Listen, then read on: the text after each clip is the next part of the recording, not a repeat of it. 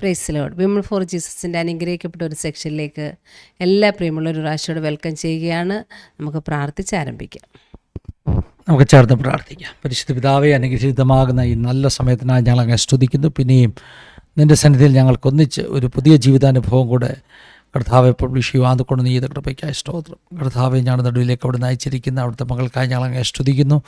തൻ്റെ ജീവിതാനുഭവങ്ങൾ ഞങ്ങൾക്കെല്ലാം വലിയ ആത്മിക ബലത്തിന് കാരണമായി തീരണം. ക്രോശങ്ങൾ ക്ഷമിക്കണം, ദൈവമഹത്വം വെളിപ്പെടണം.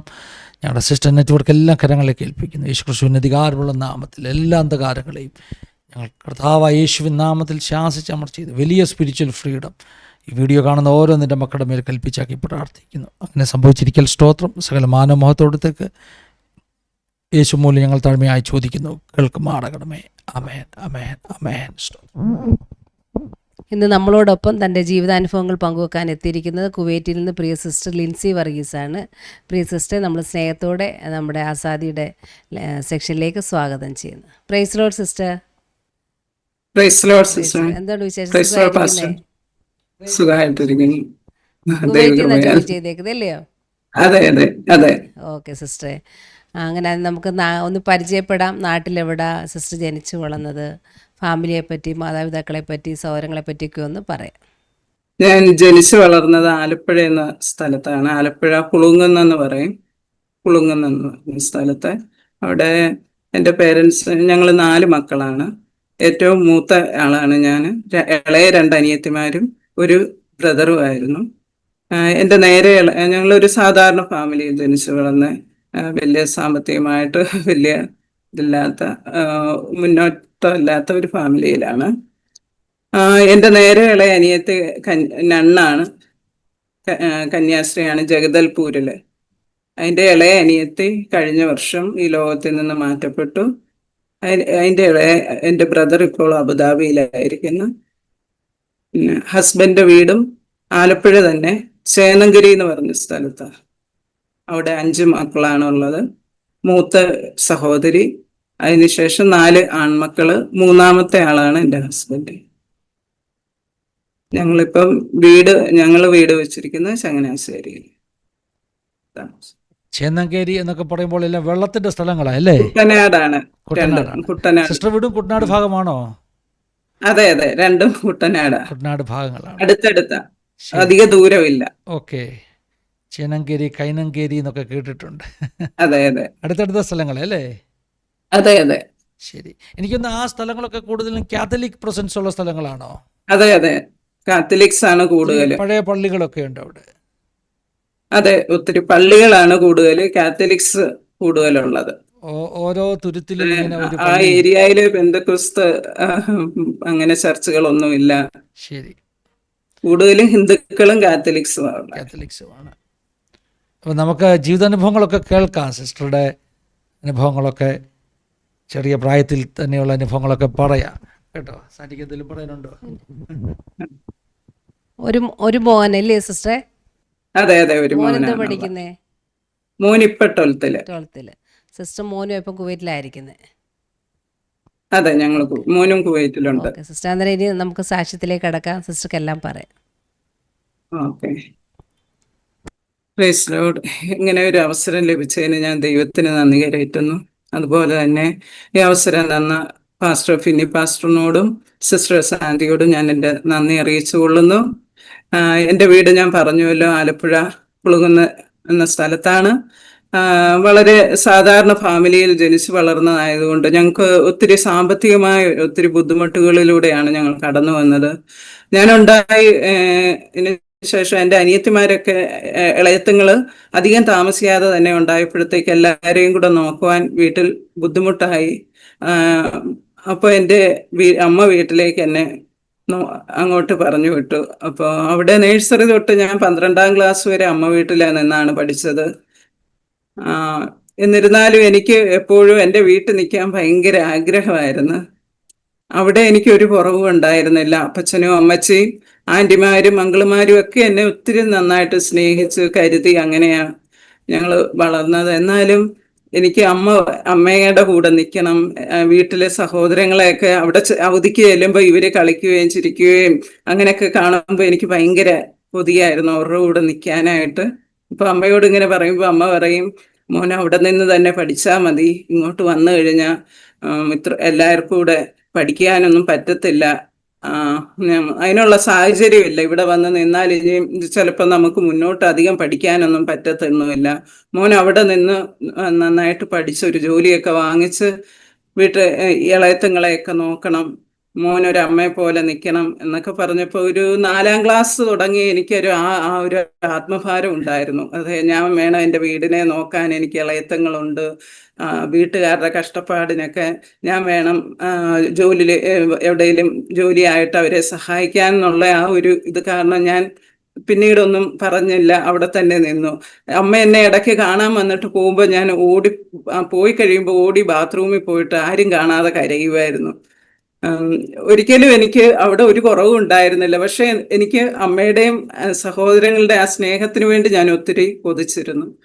അതിനുശേഷം 12ാം ക്ലാസ് പ്രീ ഡിഗ്രി കഴിഞ്ഞപ്പോഴത്തേക്ക് എൻ്റെ അപ്പച്ചൻ തന്നെ ഇൻഡോറിൽ മധ്യപ്രദേശ് എന്ന് പറഞ്ഞ സ്ഥലത്ത് എൻ്റെ ഒരു ആൻറ്റി ഉണ്ടായിരുന്നു, അവിടെ കൊണ്ടാക്കി. അവിടെയാണ് ചോയിത്രാം ഹോസ്പിറ്റലിലാണ് ഞാൻ നേഴ്സിംഗ് പഠിക്കുന്നത്. ഇൻഡോറിൽ നേഴ്സിംഗ് പഠന സമയത്ത് ഒത്തിരി സാമ്പത്തികമായിട്ടൊക്കെ ബുദ്ധിമുട്ടി, ഞാൻ ഫീസ് അടയ്ക്കാനൊക്കെ ബുദ്ധിമുട്ടൊക്കെ ഉണ്ടായിരുന്നു. വീട്ടിൽ നിന്ന് പൈസയൊക്കെ അയച്ചു വരുന്ന ഒരു സമയമാകുമ്പോൾ കറക്റ്റ് ടൈമിലൊന്നും വീട്ടിൽ നിന്ന് പൈസ എത്താറില്ലായിരുന്നു. അപ്പം ചില കുട്ടികളൊക്കെ 5-6 മാസത്തെ ഫീസൊക്കെ, അതായത് മെസ് ഫീസ് ഒരുമിച്ചടയ്ക്കും. അപ്പം ഞാൻ അവരുടെ കയ്യിൽ നിന്ന് വാങ്ങിച്ച് എൻ്റെ ഫീസ് അടയ്ക്കും. എൻ്റെ വീട്ടിൽ നിന്ന് എപ്പോഴേലും പൈസ വരുമ്പോൾ ഞാൻ എന്നിട്ടത് തിരികെ നൽകും. അങ്ങനെയൊക്കെ ഹെൽപ്പ് ചെയ്യുന്ന ഫ്രണ്ട്സ് ഉണ്ടായിരുന്നു. പിന്നെ ആ സമയങ്ങളിലും ദൈവം സഹായിച്ചു, അങ്കിളുമാരും ഒക്കെ സഹായിച്ചു. അങ്ങനെ പഠിക്കാൻ കൃപ ചെയ്തു ദൈവം. അവിടെ ആയിരുന്ന അങ്കിളും ആൻറ്റിയും ഫാമിലിയും ഒക്കെ എന്നെ സപ്പോർട്ട് ചെയ്യുകയൊക്കെ ചെയ്തു, വളരെ സ്നേഹിച്ചിരുന്നു. നേഴ്സിംഗ് പഠനം കഴിഞ്ഞ് 2 വർഷം ഞങ്ങൾക്ക് ബോണ്ട് ഉണ്ടായിരുന്നു. അവിടെ തന്നെ ചെയ്യണമായിരുന്നു ബോണ്ട് കഴിഞ്ഞ് ഒരു 3-4 ദിവസം കഴിഞ്ഞപ്പോഴത്തേക്ക് എൻ്റെ വീട്ടിൽ നിന്ന് ഇതുപോലെ ഒരു ഫോൺ കോൾ വന്നു. ആ സമയത്ത് ഇതുപോലെ നമുക്ക് ഫോണൊന്നുമില്ല, ഡയറക്റ്റ് ഹോസ്പിറ്റലിലേക്കാണ് ഫോൺ വരുന്നത്. എന്നിട്ട് പറഞ്ഞു ഇതേപോലെ എൻ്റെ ഫാദറായിരുന്നു ഫോൺ, നീ പെട്ടെന്ന് നാട്ടിൽ വരണം. ഞാൻ ചോദിച്ചു എന്തിനാ ഇപ്പം നാട്ടിൽ വരുന്നത്? നിനക്കൊരു കല്യാണാലോചന വന്നിട്ടുണ്ട് കല്യാണത്തിന്. ഞാനിപ്പോൾ എൻ്റെ ജീവിതത്തിൽ ഞാൻ കല്യാണത്തെക്കുറിച്ച് ചിന്തിച്ചിട്ടേ ഇല്ല. എനിക്കൊരു എയിമേ ഉള്ളൂ, എങ്ങനെയും പഠിച്ച് എവിടെയെങ്കിലും ഒന്ന് ജോലിക്ക് പോകണം, വീട്ടുകാരെ ഇളയത്തങ്ങളെയൊക്കെ നോക്കണം, അതേ ഉള്ളൂ. ഞാൻ ഒരിക്കൽ പോലും എൻ്റെ കല്യാണത്തിന് വേണ്ടി ഞാൻ പ്രാർത്ഥിച്ചിട്ടില്ല, അങ്ങനെ ചിന്തിച്ചിട്ടുമില്ല, അങ്ങനെ ആഗ്രഹിച്ചു. ഞാൻ പറഞ്ഞു എനിക്ക് കല്യാണം വേണ്ട, ഇപ്പോൾ ഒന്നും കല്യാണം വേണ്ട, ഞാൻ കല്യാണം കഴിക്കുന്നില്ല. അങ്ങനെ അത് നീയാണോ തീരുമാനിക്കുന്നേ? പെട്ടെന്ന് വരാൻ പറഞ്ഞു. അന്ന് നമ്മൾ തിരിച്ചൊന്നും പറയത്തില്ല. അപ്പച്ചൻ പറഞ്ഞ അതാണ് നമുക്ക്, പിന്നെ അങ്ങോട്ട് എതിരൊന്നും പറയത്തില്ല. അപ്പം ശരി, അങ്ങനെ അടുത്ത ദിവസം നാട്ടിൽ ചെന്ന് അടുത്ത ദിവസം തന്നെ പെണ്ണ് കാണാൻ വന്നു. ആദ്യമായിട്ടുള്ള എൻ്റെ കാണാൻ അങ്ങനെ ഒരു കല്യാണാലോചന വന്നത്. അവർ വന്ന് കണ്ടുപോയതിന് ശേഷം ഇതേപോലെ ഞാൻ അമ്മയോട് കരഞ്ഞുകൊണ്ട് പറഞ്ഞു, അമ്മ പ്ലീസ് എനിക്ക് കല്യാണം വേണ്ട, ഇങ്ങനെ പറഞ്ഞ് കരഞ്ഞു. അപ്പോൾ അമ്മ തിരിച്ച് ഒത്തിരി കരഞ്ഞു. അമ്മ പറഞ്ഞു, മോനെ ഇതിന് സമ്മതിക്കണം, സമ്മതിച്ചില്ലെങ്കിൽ ഇളയത്തുങ്ങൾ വേറെ 2 പെൺകുട്ടികളും ഉണ്ടല്ലോ, ഇപ്പൊ ഈ ആലോചന കുവൈറ്റിൽ നിന്ന് അങ്ങനെ സ്ത്രീധനം ഒന്നും കൊടുക്കണ്ട, അപ്പം ഇതുപോലെ ഇനി ഒരു ആലോചന വന്നില്ലെങ്കിലോ മോൻ ഇപ്പൊ ഇളയത്തുങ്ങളുടെ കാര്യങ്ങളും നോക്കണ്ടേ, അത് കാരണം സമ്മതിക്കാൻ പറഞ്ഞു. അങ്ങനെ അമ്മയുടെ കണ്ണുനീരിന് മുന്നിൽ ഞാൻ സമ്മതിച്ചു കല്യാണത്തിന്. കല്യാണമൊക്കെ ദൈവകൃപയാലെല്ലാം ഭംഗിയായി നടന്നു. പ്രിയപ്പെട്ടവന് അതിനുശേഷം 1 മാസത്തിനുള്ളിൽ കുവൈറ്റിലേക്ക് കടന്നു വന്നു. ഞാനൊരു 6 മാസം കൂടെ ഇൻഡോറിൽ തന്നെ ജോലിക്ക് പോയി. അവിടെ ആയിരുന്ന സമയത്തൊക്കെ അദ്ദേഹം എന്നും ലെറ്റർ എഴുതും, ഞങ്ങൾ അങ്ങോട്ടും ഇങ്ങോട്ടും ലെറ്റർ എഴുതും. പ്രിയപ്പെട്ടവനൊരു സ്വഭാവം ഉണ്ടായിരുന്നു, ഡയറി എഴുതുന്നു, എന്നും ഡയറി എഴുതും, എന്തെങ്കിലുമൊക്കെ ഇങ്ങനെ ഡയറി എഴുതി വെക്കുമായിരുന്നു. ആ സമയത്ത് അദ്ദേഹം ഇങ്ങനെ എഴുതി വെച്ചിരുന്നു, ഒരിക്കലും ഞാൻ അവളെ കണ്ണുനീര് കുടിപ്പിക്കത്തില്ല, ഒത്തിരി കഷ്ടപ്പെട്ട് മനസ്സ് വിഷമിച്ചിട്ടുള്ള കുട്ടി, അതുകൊണ്ട് ഇനി ഒരിക്കലും അവളുടെ കണ്ണിൽ നിന്ന് ഒരു തുള്ളി കണ്ണുനീര് വരുവാൻ ഞാൻ അനുവദിക്കത്തില്ല, ഇങ്ങനെ എഴുതി വെച്ചിരുന്നു.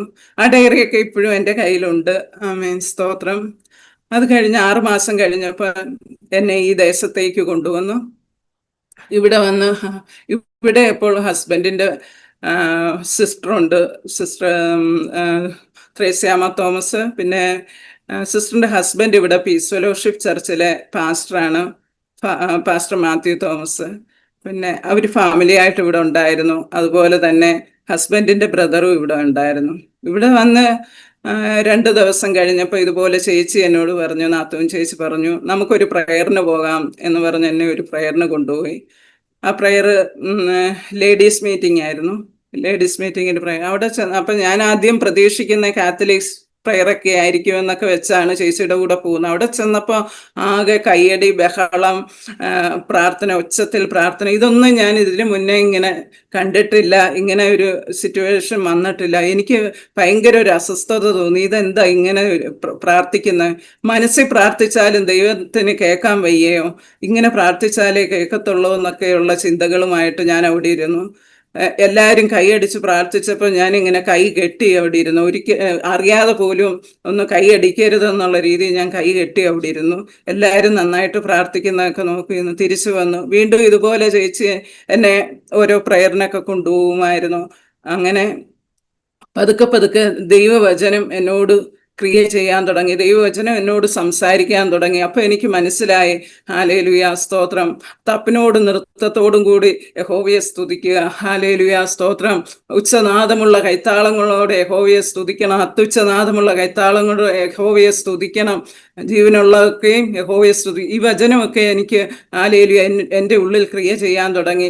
ദൈവത്തെ ഉച്ചത്തിൽ സ്തുതിക്കണം, കൈയടിച്ച് സ്തുതിക്കണം എന്നൊക്കെ മനസ്സിലാകാൻ തുടങ്ങി. അപ്പോൾ ഞാൻ നഴ്സിംഗ് ഒക്കെ പഠിച്ചുകൊണ്ടിരുന്ന സമയത്ത് ഇങ്ങനെ ഒത്തിരി ഞങ്ങൾ കാത്തലിക്സ് വിശ്വാസത്തിലുള്ളവരായിരുന്നു. അപ്പം ഒത്തിരി ഫോട്ടോസ് ഇങ്ങനെ എൻ്റെ കബോർഡിലെല്ലാം ഇങ്ങനെ ഒട്ടിച്ചു വെക്കുമായിരുന്നു. ഉണ്ണീശോയുടെ ഫോട്ടോ, ഉയർത്തെഴുന്നേറ്റ് യേശുവിൻ്റെ ഫോട്ടോ, അതുപോലെ വിശുദ്ധന്മാരുടെ ഫോട്ടോ, അങ്ങനെ കുറേ ഫോട്ടോസ് ഇങ്ങനെ ഒട്ടിച്ചു വെക്കിട്ടുണ്ടായിരുന്നു. എവിടെയെങ്കിലും പോണേ ഞാൻ ഈ എല്ലാ ഫോട്ടോയിലും തൊട്ട് മുത്തിയെങ്കിലേ എനിക്ക് സാറ്റിസ്ഫാക്ഷൻ ആകത്തുള്ളൂ, എന്നാലേ എനിക്ക് തൃപ്തിയായിട്ട് മുന്നോട്ട് പോകാം. അങ്ങനെയായിരുന്നു ഞാൻ ചെയ്തുകൊണ്ടിരുന്നത്. എന്നാൽ വചനം എനിക്ക് ഇവിടെ വന്നപ്പോൾ, വചനം മനസ്സിലായപ്പോൾ എനിക്ക് മനസ്സിലായി, ഹല്ലേലൂയ, ദൈവത്തിനും മനുഷ്യർക്കും മധ്യേ ഒരേ ഒരു മധ്യസ്ഥനേ ഉള്ളൂ, അത് നമ്മുടെ കർത്താവായ യേശുക്രിസ്തു ആണെന്നും, അതുപോലെ വിഗ്രഹങ്ങൾ ഉണ്ടാക്കരുതെന്നും, വിഗ്രഹത്തെ സേവിക്കുകയോ നമസ്കരിക്കുകയോ ചെയ്യരുതെന്നും അത് ദൈവത്തിൻ്റെ വചനത്തിൽ തന്നെ ഉണ്ട് എന്നൊക്കെ മനസ്സിലാക്കാൻ തുടങ്ങിയപ്പോൾ ഇതൊക്കെ തെറ്റാണെന്ന് എനിക്ക് മനസ്സിലായി. അങ്ങനെ ഈ വിശ്വാസത്തിൽ ഞാൻ കൂടുതൽ വളരാൻ ദൈവം എന്നെ സഹായിച്ചു. സത്യം ഗ്രഹിപ്പാൻ ദൈവം എനിക്ക് കൃപ തന്നു. അങ്ങനെ മുന്നോട്ട് പോകുമ്പോഴത്തേക്ക് ഹല്ലേലൂയ സ്തോത്രം, ദൈവകൃപയാൽ എനിക്ക് രക്ഷിക്കപ്പെടുവാൻ ദൈവം കൃപ തന്നു. പിന്നീട് ഹല്ലേലൂയ സ്നാനപ്പെടുവാനും ദൈവം സഹായിച്ചു. ഈ സമയങ്ങളിൽ ജോലിക്ക് വേണ്ടി ശ്രമിച്ചുകൊണ്ടിരുന്നു. ജോലി ഇവിടെ ആദ്യം മിനിസ്ട്രിയിൽ ട്രൈ ചെയ്തു. ഹെൽത്ത് മിനിസ്ട്രിയിൽ ഇൻ്റർവ്യൂവിനായിട്ട് ഞാൻ അവിടെ ചെന്നപ്പോൾ എനിക്കറിയാവുന്ന ക്വസ്റ്റ്യൻ പേപ്പർ തന്നെയാണ് എനിക്ക് കിട്ടിയത്. കാരണം ആ സമയങ്ങളിൽ നമുക്ക് ഇവിടെ ഇങ്ങനെ പഴയ ക്വസ്റ്റ്യൻ പേപ്പറൊക്കെ കിട്ടും, ഓരോരുത്തർ എക്സാം എഴുതിയവരുടെ കയ്യിൽ നിന്നൊക്കെ നമുക്ക് കിട്ടും. അത് പഠിച്ചിട്ടാണ് പോകുന്നത്. അവിടെ ചെന്നപ്പോൾ എനിക്ക് ഭയങ്കര സന്തോഷം. എല്ലാം അറിയാവുന്ന ക്വസ്റ്റ്യൻ പേപ്പർ അങ്ങനെ എല്ലാം എഴുതി കഴിഞ്ഞ് ഞാൻ സന്തോഷത്തോടെ പുറത്തു വന്ന്. എനിക്ക് കിട്ടുമെന്ന് ഉറപ്പായിരുന്നു, കാരണം എൻ്റെ കയ്യിലിരിക്കുന്ന ക്വസ്റ്റ്യനൊക്കെ തന്നെ വന്നത്. അങ്ങനെ പക്ഷേ റിസൾട്ട് വന്നപ്പോൾ എനിക്ക് കിട്ടിയില്ല, ഞാൻ ഫെയിലായി. എനിക്ക് അതിശയമായി, ഇതെന്താ ഇങ്ങനെ പറ്റിയേ? എനിക്ക് എല്ലാം അറിയാവുന്ന ക്വസ്റ്റ്യൻ ആൻസർ, എന്നിട്ട് എന്താ ഞാൻ ഫെയിലായെന്ന് ചിന്തിച്ച് വളരെ വിഷമിച്ച് കരഞ്ഞുകൊണ്ട് തിരിച്ചു വന്നു. അത് കഴിഞ്ഞ് 1 വർഷക്കാലം ഞാൻ ജോലിക്കായിട്ട് പലയിടത്ത് ശ്രമിച്ചെങ്കിലും എനിക്ക് കിട്ടിയില്ല. 1 വർഷം കഴിഞ്ഞപ്പോഴത്തേക്ക് ഞാൻ ഇതുപോലെ ഹസ്ബൻഡിനോട് പറഞ്ഞു, എനിക്ക് എവിടെയെങ്കിലും ഒരു ജോലി വേണം, ഒരു ക്ലിനിക്കായാലും മതി, കുഴപ്പമില്ല.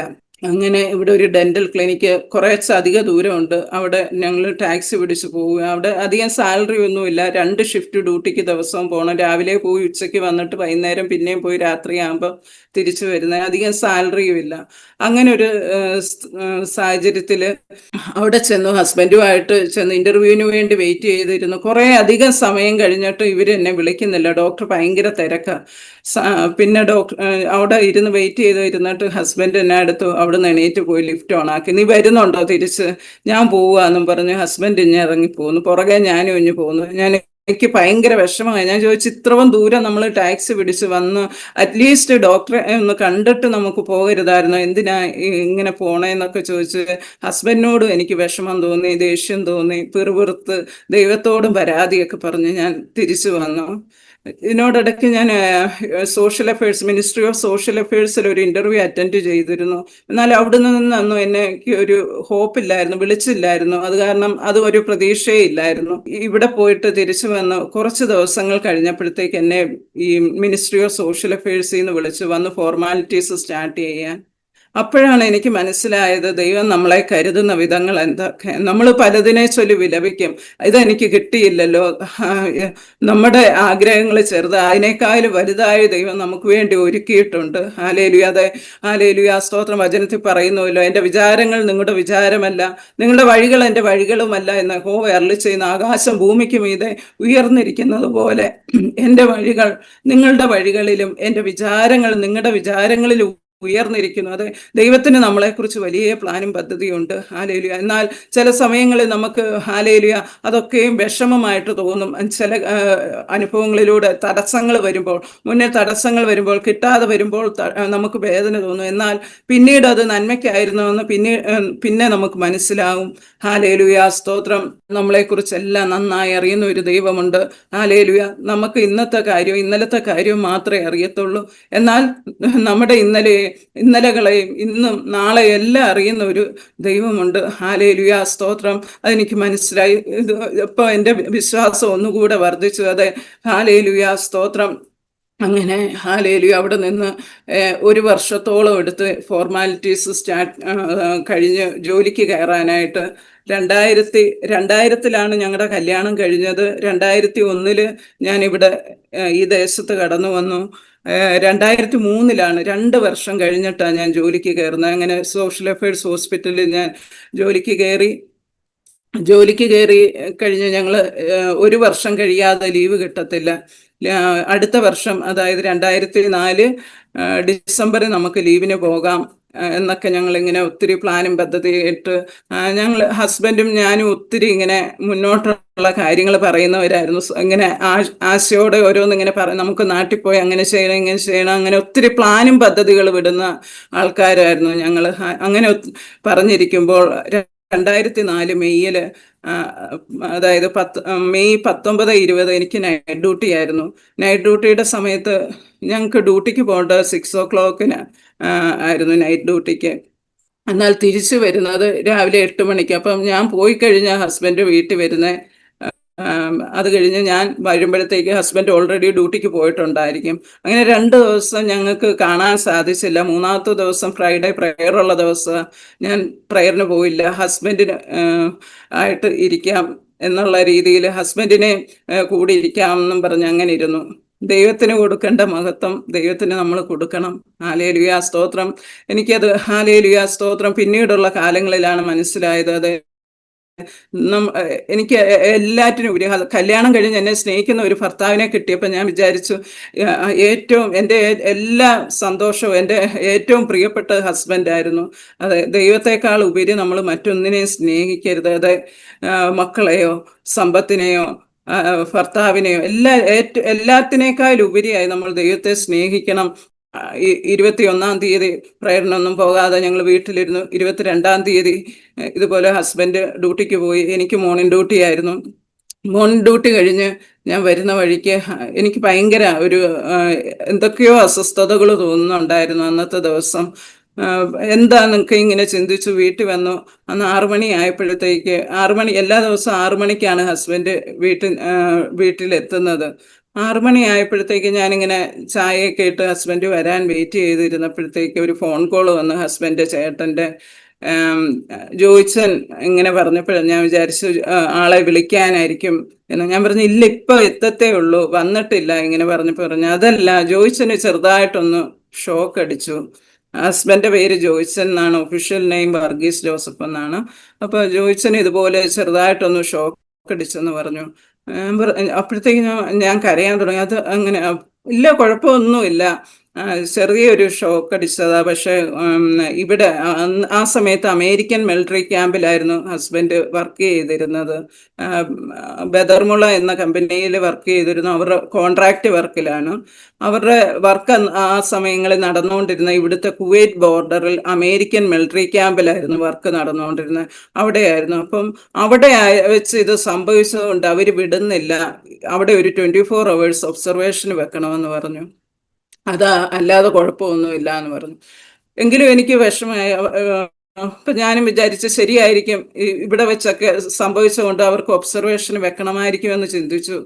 എന്നാൽ അത് കഴിഞ്ഞ് കുറച്ച് കഴിഞ്ഞപ്പോൾ ഞങ്ങളുടെ ഒരു കസിൻ വന്നു. ആ കസിന് ഇങ്ങനെ തുരുതുരാ ഫോൺ കോൾ വന്നുകൊണ്ടിരുന്നു. അപ്പോൾ എനിക്ക് ഭയമായി, എന്തായിരിക്കും സംഭവം. ഞാനിങ്ങനെ ചോദിച്ചു, ഇല്ല കുഴപ്പമൊന്നുമില്ല, അവർ ഇച്ചിരി കഴിയുമ്പോൾ അവിടെ ആയതുകൊണ്ട് അവർ ആ ഹോസ്പിറ്റലിൽ അഡ്മിറ്റ് ആക്കത്തില്ല അവരുടെ, അതുകൊണ്ട് ഫർവാനിയ നമ്മുടെ ഏരിയയിലേക്ക് കൊണ്ടുവരും എന്ന് പറഞ്ഞു. ഞാനിപ്പോൾ പെട്ടെന്ന് ആൾക്ക് വേറെ ഡ്രസ്സൊക്കെ തേച്ചെടുത്ത് വെക്കുക, ഇട്ടിരിക്കുന്ന ഡ്രസ്സൊക്കെ അഴുക്കായി കാണും, എന്നിട്ട് ഇവിടെ പോയിട്ട് ഈ ഡ്രസ്സ് കൊടുക്കാന്നൊക്കെ രീതി ഈ സമയത്ത് അങ്ങനെയൊക്കെ ഞാൻ ഓരോന്ന് ചെയ്തുകൊണ്ടിരിക്കുക. ഈ സമയത്ത് ഞങ്ങളുടെ ചർച്ചിലെ എൽഡേഴ്സൊക്കെ കടന്നു വരാൻ തുടങ്ങി, മറ്റ് സഹോദരങ്ങൾ കടന്നു വരാൻ തുടങ്ങി. അപ്പോൾ എനിക്ക് ഭയങ്കര പേടിയായി, ഞാൻ കരയാൻ തുടങ്ങി. ഇത് സംഭവിക്കുന്നത് ഉച്ചയ്ക്ക് 1:30 ഇവിടുത്തെ സമയം. രാത്രി ഒരു 11 മണിയോടെയാണ് ഫർവാനിയ ഞങ്ങളുടെ ഏരിയയിലുള്ള ഹോസ്പിറ്റലിലേക്ക് കൊണ്ടുവരുന്നത്. ആമേൻ, സ്തോത്രം. അവിടെ ചെന്ന് ഞാനിങ്ങനെ വെയിറ്റ് ചെയ്തിരിക്കുമ്പോൾ ഒരു ആംബുലൻസ് വന്ന് നിർത്തി. ഒരു ട്രോളിയിൽ ഒരാളെ ഇങ്ങനെ കൊണ്ടുപോകുന്നുണ്ട്. ഞാൻ നോക്കുമ്പോൾ എല്ലാവരും എനിക്കറിയാവുന്ന ആൾക്കാർ, സഭയിലുള്ളവർ, അതുപോലെ ആളുടെ ഫ്രണ്ട്സ് എല്ലാവരും ഓടുന്ന ഒരു ട്രോളി ഉന്തിക്കൊണ്ട്. നോക്കുമ്പോൾ ആംബു ബാഗ് ഇത് കൊടുത്തുകൊണ്ട് ആ ട്രോളി കൊണ്ട് ഓടുകയാണ് ആൾക്കാർ. ഹസ്ബൻഡ് ഫുൾ തിരിച്ചറിയാൻ പറ്റാത്ത രീതിയിൽ ഫുൾ ട്രോളി നിറഞ്ഞു നിൽക്കുന്ന ഒരവസ്ഥ. ആകെ ക്ഷീണിച്ച ഒരു വ്യക്തിയായിരുന്നു ഹസ്ബൻഡ്. എന്നാൽ അന്നേരം നമുക്ക് തിരിച്ചറിയാൻ പറ്റാത്ത രീതിയിൽ ആ ട്രോളി നിറഞ്ഞ ആൾക്കാർ വളരെ ഫാസ്റ്റായിട്ട് കൊണ്ടുപോവുക. ഞാൻ പുറകെ ഓടി. അവിടെ ചെന്നപ്പോഴത്തേക്ക് അവർ ഐസിയുലേക്ക് കയറ്റി. ഞാൻ ഐസിയുവിൻ്റെ വാതുക്കെ വീണ, എൻ്റെ ദൈവമേ കാത്തോണേ എന്ന് പറഞ്ഞ് ഹല്ലേലൂയ, സ്തോത്രം. ഹസ്ബൻഡിന് സംഭവിച്ച ഇതായിരുന്നു.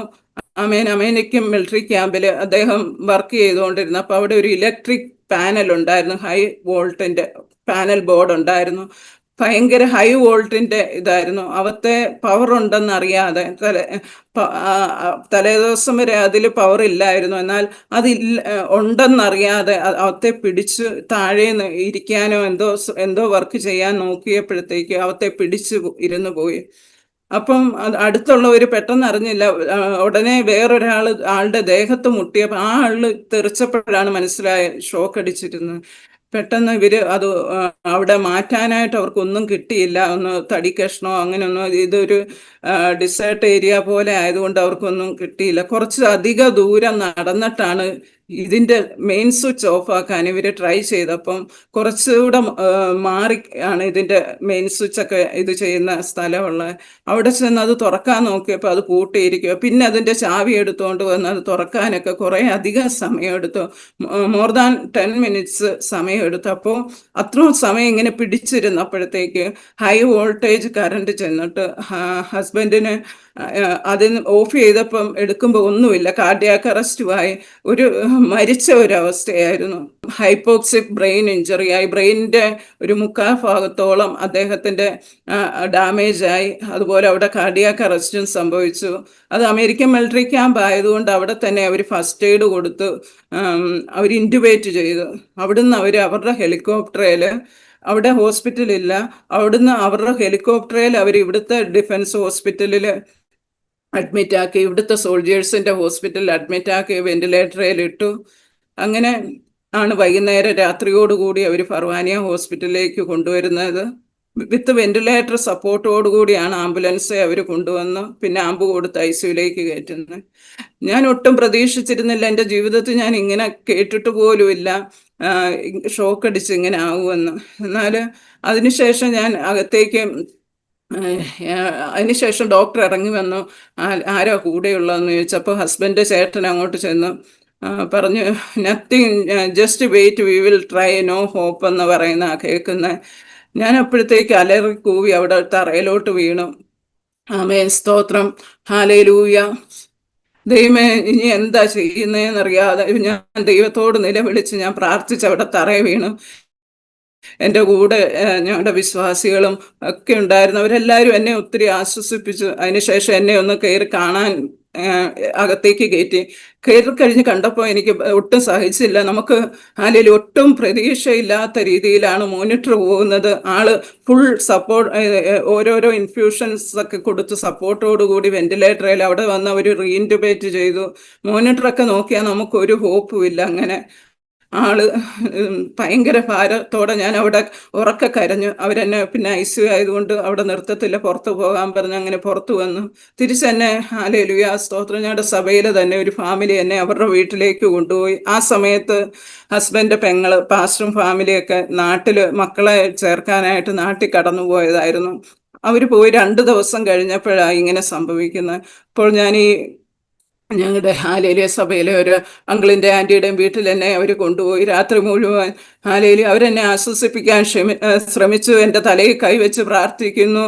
ഒന്നും എനിക്കൊരു ഇത് കിട്ടുന്നില്ല. ഞാൻ കരഞ്ഞുകൊണ്ട് പ്രാർത്ഥിച്ചുകൊണ്ടിരിക്കുക. രാവിലെ പിറ്റേ ദിവസം ഡ്യൂട്ടിയുണ്ട്, മോർണിംഗ് ഡ്യൂട്ടി. ഞാൻ തന്നെ വിളിച്ചു പറഞ്ഞു, ഇതുപോലെ എൻ്റെ ഇന്നൊക്കെയാണ് പെട്ടെന്ന് കാര്യങ്ങൾ എല്ലായിടത്തും അറിയാം. അന്ന് ഇതൊന്നും ആരും അറിയുന്നില്ല. ഞാൻ തന്നെ രാവിലെ വിളിച്ചു പറഞ്ഞു, ഇതുപോലെ എൻ്റെ ഹസ്ബൻഡ് ഇങ്ങനെ എനിക്ക് ഡ്യൂട്ടിക്ക് വരാൻ പറ്റില്ല. പിന്നെ ഹോസ്പിറ്റലിൽ ചെന്ന് 2-3 ദിവസത്തെ ലീവൊക്കെ എടുത്തു വന്നു. അപ്പോൾ ICUവിലായതുകൊണ്ട് നമുക്ക് വൈകുന്നേരം മാത്രമേ പോയി കാണാൻ സാഹചര്യമുള്ളൂ. വൈകുന്നേരം ഇതേപോലെ പോയി കാണും. ഹല്ലേലൂയ സ്തോത്രം. കാണുമ്പോൾ നമുക്ക് ഒട്ടും സഹിക്കത്തില്ല. അന്ന് എൻ്റെ കല്യാണം കഴിഞ്ഞ ഒരു 22 വയസ്സ് കഴിഞ്ഞ സമയത്തായിരുന്നു. 23 വയസ്സാകുന്നതിന് മുന്നേ കല്യാണം കഴിഞ്ഞ് ഒരു 3.5 വർഷക്കാലത്തെ വിവാഹ ജീവിതത്തിന് ശേഷം പെട്ടെന്ന് ഇത് സംഭവിച്ച. ഇതുപോലെ ഒന്നും ഫേസ് ചെയ്യാനുള്ള ഒരു ശക്തി എനിക്കില്ലായിരുന്നു. ഞാൻ ആരുടെയും മുന്നിൽ നിന്ന് വിറയ്ക്കുന്ന ഒരു സ്വഭാവമുള്ള, അങ്ങനെ അത്രയും പോലും ഒരു ബലവും ശക്തിയോ ഇല്ലാത്ത ഒരു വ്യക്തിയായിരുന്നു ഞാൻ. ഹല്ലേലൂയ. ഇതൊക്കെ കൂടെ വന്നപ്പോൾ ഞാൻ ഇനി എന്നാ ചെയ്യും ദൈവമേ, എന്താ ചെയ്യണ്ടേ എന്നുള്ള പല ക്വസ്റ്റ്യനുമായിട്ട് ദൈവ തിരുസന്നിധിയിലായിരുന്നു. ഹല്ലേലൂയ സ്തോത്രം. ICU കയറും. അവിടെ നിന്നിട്ട് ഞാൻ മുട്ടുകുത്തും. ICU ആണോ, ഇതെവിടാ, എന്താണെന്നൊന്നും എനിക്കൊരു ബോധമില്ല. എൻ്റെ ചുറ്റിനും എന്നെ ആൾക്കാർ നോക്കുന്നൊന്നോ ഇത് ICU ആണെന്നൊന്നും ഒന്നും ഒരു ബോധവും ഇല്ലാതെ ഞാൻ അവിടെ കയറുക, ICUവിൻ്റെ അവിടെ മുട്ടുകുത്തും, കൈ ഉയർത്തി നിലവിളിച്ച് ഞാൻ പ്രാർത്ഥിക്കും. അങ്ങനെ പുറത്തു വരും. 3 ദിവസം കഴിഞ്ഞപ്പോഴത്തേക്ക് ഞങ്ങളുടെ ഇൻചാർജ് പറഞ്ഞു, നീ ഇനിയും ICU ആയതുകൊണ്ട് ഉച്ച കഴിഞ്ഞ് മാത്രമല്ലേ കാണാൻ പറ്റത്തുള്ളൂ. നിൽക്കുന്ന വീട്ടിലാണേലും അവർക്കും ഡ്യൂട്ടിക്കൊക്കെ പോകണം. തന്നെ അങ്ങനെ പകല് ഭവനത്തിൽ നിൽക്കണ്ട, നീ ഡ്യൂട്ടിക്ക് വാ, എല്ലാ ദിവസവും മോർണിംഗ് ഡ്യൂട്ടി ചെയ്തിട്ട് ഉച്ച കഴിഞ്ഞ് നിനക്ക് പോയി കാണാമല്ലോ എന്ന് പറഞ്ഞു. അങ്ങനെ ഹല്ലേലൂയ സ്തോത്രം. അതിനുശേഷം ഒരു ദിവസം ഞാൻ നിന്ന ഭവനത്തിലെ ആൻറ്റി അങ്കിളും ഡ്യൂട്ടിക്ക് പോയ സമയത്ത് ഞാൻ തന്നെ ഞങ്ങൾ താമസിച്ചിരുന്ന വീട്ടിൽ വന്നു. വീട്ടിൽ കയറിയപ്പോൾ എനിക്ക് ഭയങ്കര ഭാരമായി. സാഹചര്യങ്ങൾ, ഞങ്ങൾ താമസിച്ച വീടൊക്കെ കണ്ടപ്പം പെട്ടെന്ന് നമ്മൾ പ്രതീക്ഷിക്കാത്ത സമയത്ത് ഇങ്ങനെയൊക്കെ സംഭവിച്ചപ്പോഴത്ത് ഇതെല്ലാം ഓർത്തിട്ട് എനിക്ക് സഹിക്കുന്നില്ലായിരുന്നു. ഞാൻ അവിടെ തറയിലിരുന്ന് ഉറക്കെ നിലവിളിച്ച് ദൈവത്തോട് നിലവിളിച്ച് കരഞ്ഞ്. വീട്ടിലാരും ഇല്ലായിരുന്നു. ആ സമയത്ത് ഹസ്ബൻഡ്, ബ്രദറും ഒരു കൂട്ടുകാരനോട് അവർ പുറത്ത്, ഇത് ഗ്രൗണ്ട് ഫ്ലോറിലായിരുന്നു ഞങ്ങൾ താമസിച്ചിരുന്നത്. അവർ പുറത്തുനിന്ന് വരുമ്പോഴേ അവർക്ക് ദൂരേന്നേ കേൾക്കാം എൻ്റെ അലമുറിയിട്ട കരച്ചിൽ. അവർ ഡോറ് വന്ന് തുറന്നകത്ത് കയറിയിട്ട് ചേട്ടൻ പറഞ്ഞു, നീ ഇറങ്ങി, ഇനി മേലാ ഈ ഭവനത്തിലേക്ക് നീ വന്നു പോയില് ഇറങ്ങാൻ പറഞ്ഞു. അവിടുന്ന് എന്നെ വേറൊരു വീട്ടിൽ കൊണ്ടുപോയി. അന്ന് ആ സഹോദരി അവിടെ ഡ്യൂട്ടി ഇല്ലാതെ ഉണ്ടായിരുന്നു. അങ്ങനെ ആ വീട്ടിൽ കൊണ്ടുപോയിട്ട് എന്നോട് പറഞ്ഞു, ആ സമയത്ത് ഓൾറെഡി ഹസ്ബൻഡ് കണ്ടീഷൻ പറഞ്ഞിരിക്കുന്ന അറിയിക്കാനുള്ളവരെ അറിയിച്ചോ, അങ്ങനെയുള്ള ആ ഒരു സിറ്റുവേഷനിലാണ് ആയിരിക്കുന്നത്. അപ്പം എന്നോട് പറഞ്ഞു, ജോയ്സന് എന്ത് സംഭവിക്കാം, എന്ത് വന്നാലും സഹിക്കാൻ നീ തയ്യാറായിക്കണം, ഇത് നിന്റെ വിധിയെന്ന് നീ ഓർത്താൽ മതിയെന്ന് പറഞ്ഞു. കേട്ടപ്പോൾ ഒത്തിരി ഭാരം തോന്നി. അങ്ങനെ അതിനുശേഷം ഹല്ലേലൂയ സ്തോത്രം, വീണ്ടും ആ ഭവനത്തിൽ ഒരാഴ്ചയോളം ഞാൻ ആദ്യം നിന്ന ഭവനത്തിൽ തന്നെ നിന്നു. ഹല്ലേലൂയ. അവരെന്നെ ഹല്ലേലൂയ ഒത്തിരി സ്നേഹിച്ചു കരുതി എന്നെ ഹോസ്പിറ്റലിൽ കൊണ്ടുപോകും, തിരിച്ചു കൊണ്ടുവരും. ഹല്ലേലൂയ സ്തോത്രം. ദൈവം അതിനൊക്കെ ആളൊക്കെ ഒരുക്കി. അതുപോലെ ഹല്ലേലൂയ ഈ സമയങ്ങളിലൊക്കെ ഞങ്ങളുടെ സഭയിൽ ഹാലേലു ഉപവാസത്തോടും പ്രാർത്ഥനയോടും കൂടി എൻ്റെ കൂടെ തന്നെ എല്ലാവരും ഉണ്ടായിരുന്നു. അതെ, സഭയുടെ പ്രാർത്ഥന ഒത്തിരി ഫലിക്കും. ആമേൻ, സ്തോത്രം. ഹാലേലു ഒരു സ്വന്തം ഭവനത്തിലെ ഒരു വ്യക്തിക്ക് എങ്ങനെയാ എന്തേലും ഒരു ആപത്ത് വന്നാൽ എങ്ങനെയായിരിക്കും, അതുപോലെ ഹാലേലു ഞങ്ങളുടെ സഭയും ഞങ്ങൾക്ക് തുണ നിന്നു, കൂട്ട നിന്നു. ഈ സമയങ്ങളിൽ ഈ കുവൈറ്റിലും നാട്ടിലും ഒക്കെ ആയിട്ട് ഒത്തിരി മക്കൾ പ്രാർത്ഥിക്കുന്നുണ്ടായിരുന്നു. അത് ഹാലേലുയ ഞങ്ങളുടെ പ്രിയപ്പെട്ടതിന് വേണ്ടിയും ഞങ്ങളുടെ കുടുംബത്തിന് വേണ്ടിയും പ്രാർത്ഥിക്കുന്നുണ്ടായിരുന്നു. ഹാലേലുയ സ്തോത്രം. ഇത് കഴിഞ്ഞ് നാട്ടിലുള്ളവർക്ക് ഈ സിറ്റുവേഷൻ അറിയത്തില്ല, ഇത്രയും സീരിയസ് ആണെന്നൊന്നും അവർക്ക് അറിയത്തില്ല. അവർ വിളിച്ചിട്ട് ചോദിക്കുന്ന, മോനെ, അമ്മ വിളിച്ചിട്ട്, മോനെ അവൻ കഴിക്കുന്നുണ്ടോ, കുടിക്കുന്നുണ്ടോ? ഞാൻ പറഞ്ഞു എല്ലാം ചെയ്യും, അമ്മ പ്രാർത്ഥിച്ചാൽ മതി എന്ന് പറഞ്ഞു. അതിനുശേഷം ഞാനിങ്ങനെ ഹോസ്പിറ്റലിൽ കടന്നു എന്നിട്ട് ഞാൻ പറഞ്ഞു, ദൈവമേ, ദൈവം വിടുവിക്കുമെന്നുള്ള വിശ്വാസത്തിലാണ് ഞാൻ എല്ലാവരോടും ഇങ്ങനെ പറഞ്ഞിരിക്കുന്നത്. എനിക്കിത് അപ്പം ഒരു 2 ആഴ്ചയോളം ആകുന്നു, ആൾക്ക് ഒരു റെസ്പോണ്ടും ഇല്ല. ഞാൻ അവിടെ ചെല്ലുമ്പോൾ ഞാൻ മോണിറ്ററെ നോക്കാറില്ല. ഞാനിങ്ങനെ പറയും, ദൈവമേ, ഈ മോണിറ്ററൊന്നും ഞാൻ നോക്കുന്നില്ല, ഇതിലൊന്നും ഞാൻ വിശ്വസിക്കുന്നില്ല, ഇതല്ല എൻ്റെ ദൈവത്തിന് പ്രവർത്തിക്കാൻ കഴിയും, ഞാൻ ഇതിലൊന്നും വിശ്വസിക്കുന്നില്ല. ഇത് എത്ര നെഗറ്റീവ് കാണിച്ചാലും, എത്ര നെഗറ്റീവ് ഡോക്ടർമാർ പറഞ്ഞാലും, എത്ര നെഗറ്റീവ് റിപ്പോർട്ടുകൾ കണ്ടാലും, ഹാലേലൂയ, അതിൽ ഞാൻ വിശ്വസിക്കുന്നില്ല. ഒരു സർവശക്തനായ ഒരു ദൈവം എനിക്കുണ്ട്, ആ ദൈവം മതിയായവൻ. ഞാൻ അതൊന്നും നോക്കാറില്ലായിരുന്നു, അവിടെ ചെന്ന് പ്രാർത്ഥിക്കുക മാത്രം ചെയ്യുമായിരുന്നു. അവിടെ ഒരു ദിവസം ഇതുപോലെ ഞാൻ പറഞ്ഞു, ദൈവമേ, അറ്റ്ലീസ്റ്റ് എനിക്കൊന്ന് കണ്ണേലും ഒന്ന് തുറന്ന് കാണണം, ഇത്ര ദിവസമായി എന്നിങ്ങനെ പ്രാർത്ഥിച്ച് കൈ തൊട്ടിങ്ങനെ പ്രാർത്ഥിച്ചുകൊണ്ടിരിക്കുമ്പോൾ തന്നെ ആളുടെ കണ്ണിങ്ങനെ തുറന്നു വന്നു. ആ സമയത്ത് തന്നെ ഞാൻ പ്രാർത്ഥിച്ചെങ്കിലും ഞാൻ പ്രതീക്ഷിക്കുന്നില്ല അന്നേരം തന്നെ ഇത് നടക്കുമെന്ന്. ഞാൻ ഉറക്കെ ഒച്ച വെച്ച്, സിസ്റ്ററെ, ഇതേ കണ്ണ് തുറന്നെങ്കിലും കണ്ണിന് ഒരു മൂവ്മെന്റ്സും ഇല്ല, കണ്ണിങ്ങനെ മിഴിച്ച് തുറന്ന് അങ്ങനെ തന്നെ ഇരിക്കും, ഒരു പീപ്പിൾ മൂവ്മെന്റ് ഒന്നുമില്ല. പിന്നെ സിസ്റ്റർമാർ വന്നിങ്ങനെ പ്ലാസ്റ്റർ ഒട്ടിച്ച്, അപ്പൊ എനിക്ക് ഒത്തിരി വിശ്വാസം. അന്ന് ഹസ്ബൻഡിന്റെ കണ്ണിൽ കൂടി ഇങ്ങനെ കണ്ണുനീര് സൈഡിൽ കൂടി ഇങ്ങനെ വന്നു. ആമേൻ, സ്തോത്രം. എനിക്ക് ഒത്തിരി വിശ്വാസമായി എൻ്റെ ദൈവം പ്രവർത്തിക്കും, എന്നെ അങ്ങനെ കാണിച്ചു. അപ്പം ഇനി എൻ്റെ ദൈവം വിടുവിക്കുമെന്ന് ഉറച്ച വിശ്വാസത്തിൽ ഞാനിരുന്നു. വീണ്ടും ഇതുപോലെ അടുത്ത ദിവസം ചെന്നിട്ട്, ആമേൻ, സ്തോത്രം, അവിടെ ചെന്ന് ഹാലേലുയ യെഹെസ്കേൽ പ്രവാചകന്റെ പുസ്തകം 37-ാം അധ്യായം ഞാൻ ഇതുപോലെ വായിച്ചു. ബൈബിളൊക്കെ ആയിട്ടാണ് പോകുന്നത്. അവിടെ ചെന്ന് ബൈബിൾ വായിക്കും, തറയെ മുട്ടുകുത്തി പ്രാർത്ഥിക്കും, ആളുടെ ദേഹത്ത് കൈവച്ച് പ്രാർത്ഥിക്കും, ഇങ്ങനെയൊക്കെയാണ് ചെയ്തുകൊണ്ടിരുന്നത്. ഇതുപോലെ അന്ന് യെഹെസ്കേൽ പ്രവാചകന്റെ പുസ്തകം 37-ാം അധ്യായം ഞാൻ ഇങ്ങനെ വായിച്ചു. ആമേ, മനുഷ്യപുത്ര, ഈ അസ്ഥികൾ ജീവിക്കുമോ എന്ന് ചോദിച്ചു. അതിന് പ്രവാചകൻ, യഹോവയായ കർത്താവേ, നീ അറിയുന്നു എന്ന് ഉത്തരം പറഞ്ഞു. പ്രവാചകൻ അങ്ങനെ പറഞ്ഞപ്പോൾ ദൈവം പറഞ്ഞു, ഈ അസ്ഥികളോട് പ്രവചിക്കാൻ പറഞ്ഞു. ഹാലേലുയ, സ്തോത്രം.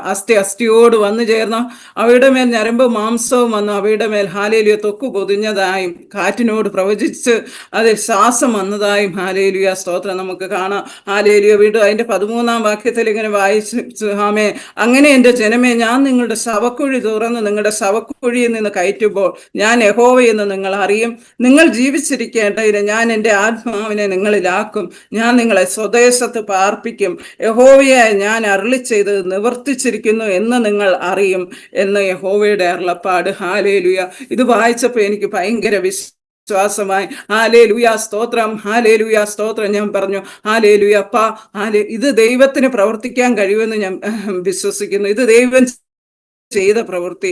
എന്നാൽ എനിക്കത് ഈ ശരീരത്ത് കാണണം, ഈ വിടുതൽ എനിക്ക്, ഹാലേലുയ, ഈ ശരീരത്ത് എനിക്ക് കാണണമെന്ന് ഹാലേലുയ നിലവിളിച്ചുകൊണ്ട് ഞാൻ പ്രാർത്ഥിച്ചത്. ആളുടെ ദേഹത്ത്, ഹാലേലുയ, പ്രിയപ്പെട്ടവരുടെ ദേഹത്ത് കൈവച്ചുകൊണ്ട് ഞാൻ പ്രാർത്ഥിച്ചപ്പ, എനിക്കിത് ഈ ശരീരത്ത് എനിക്ക് വിടുതൽ കാണണമെന്ന് പ്രാർത്ഥിച്ചു. ആ സമയത്ത് തന്നെ ഹെഡ് ടു ടോ ഒരു മൂവ്മെന്റ് ഉണ്ടായി. ഉയർന്നു താഴ്ന്ന പോലെ ശരീരം മുഴുവൻ, ഹസ്ബൻഡ് ശരീരം അനങ്ങുവാനിടയായി. അപ്പോഴും ഇതുപോലെ തന്നെ ഞാൻ ഭയങ്കരമായിട്ട് ഒച്ച വെച്ച് കരഞ്ഞു. ഹാലേലുയ, സ്തോത്രം. ദൈവം പ്രാർത്ഥിച്ചപ്പോൾ തന്നെ ഇങ്ങനെ പ്രവർത്തിച്ച്. ഹാലേലുയ. ഞാൻ പ്രാർത്ഥിച്ചെങ്കിലും അങ്ങനെ അന്നേരം സംഭവിക്കുമെന്ന് ഞാൻ അറിഞ്ഞില്ല. 2 ആഴ്ച കഴിഞ്ഞപ്പോഴത്തേക്ക് വീണ്ടും ട്രക്യോസ്റ്റോമി ചെയ്യണമെന്ന് പറഞ്ഞു. ആമേൻ. അപ്പോൾ വീണ്ടും ഞാൻ ഭാരപ്പെട്ടു. ഒരു ട്രക്യോസ്റ്റോമി പേഷ്യൻറ്റിനെയൊക്കെ നമുക്കറിയാം, ഞാനൊരു നേഴ്സായതുകൊണ്ട് എനിക്കറിയാം, അവർക്ക് ഭയങ്കര വേദനയാണ്. അവർ കടന്നു പോകുന്ന അവസ്ഥകളൊക്കെ നമുക്ക് ഇവിടെ ഇങ്ങനെ തുളച്ച് ഇത് ഇട്ട് അവരെ ഒത്തിരി കഷ്ടതയിലൂടെ കടന്നു പോകണ്ട. എന്നാൽ ആ ഒരു അവസ്ഥയിലേക്ക് ഹസ്ബൻഡിനെ കൊണ്ടുപോകണമല്ലോ എന്ന് ഓർത്തപ്പോഴത്തേക്ക് ഭയങ്കര ഭാരം തോന്നി. ദൈവത്തോട് ചോദിച്ചു, എന്താ അപ്പച്ച ഇനി ചെയ്യണ്ടേ എന്ന് ചോദിച്ചു, പ്രാർത്ഥിച്ചു. വേറെ ഒരു നിവൃത്തിയില്ലായിരുന്നു. കൺസെന്റ് ഒക്കെ സൈൻ ചെയ്തു കൊടുത്തു. ഈ സമയത്ത് അല്ലെലിയ പാസ്റ്ററും ചേച്ചിയൊക്കെ നാട്ടിൽ നിന്ന് അവര് ലീവിന് പോയത്, ലീവൊക്കെ ക്യാൻസൽ ചെയ്ത് അവര് തിരിച്ചു വന്നു. ആമേൻ, സ്തോത്ര. പിന്നീട് ആ ഭവനത്തിലായിരുന്നു ഞാൻ. അവരെന്നെ സ്വന്തം മകളെ പോലെ, ഹല്ലേലൂയ, അന്ന് മുതൽ ഇന്ന് വരെയും എന്നെ സ്നേഹിക്കുന്നു, കരുതുന്നു. എപ്പോഴെങ്കിലും ബലം ക്ഷയിക്കുമ്പോൾ ദൈവവചനത്താലും ആശ്വാസവാക്കുകളാലും എല്ലാം എന്നെ അവർ സപ്പോർട്ട് ചെയ്തുകൊണ്ടിരിക്കുന്നു. ആമേൻ, സ്തോത്രം, ഹല്ലേലൂയ, ദൈവത്തിന് നന്ദി. അങ്ങനെ ട്രക്യോസ്റ്റോമി കഴിഞ്ഞു. അതിനുശേഷം ഡേ ബൈ ഡേ ഹസ്ബൻഡിൽ വലിയ മാറ്റങ്ങൾ കാണാൻ തുടങ്ങി. പ്രാർത്ഥനയുടെ ഫലം കണ്ടു തുടങ്ങി. ദൈവം ഓരോരോ വിടുതൽ അയക്കാൻ തുടങ്ങി. 22 ദിവസം വെന്റിലേറ്ററിൽ കിടന്നു. അതിനുശേഷം വാർഡിലേക്ക് അവർ ഷിഫ്റ്റ് ചെയ്തു.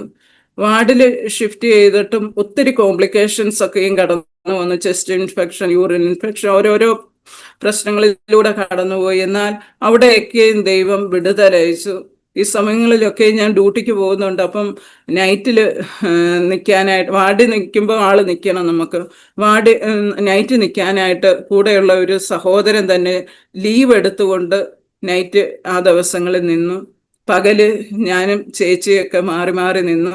അങ്ങനെ ദൈവം നടത്തി. ഹല്ലേലൂയ, സ്തോത്രം.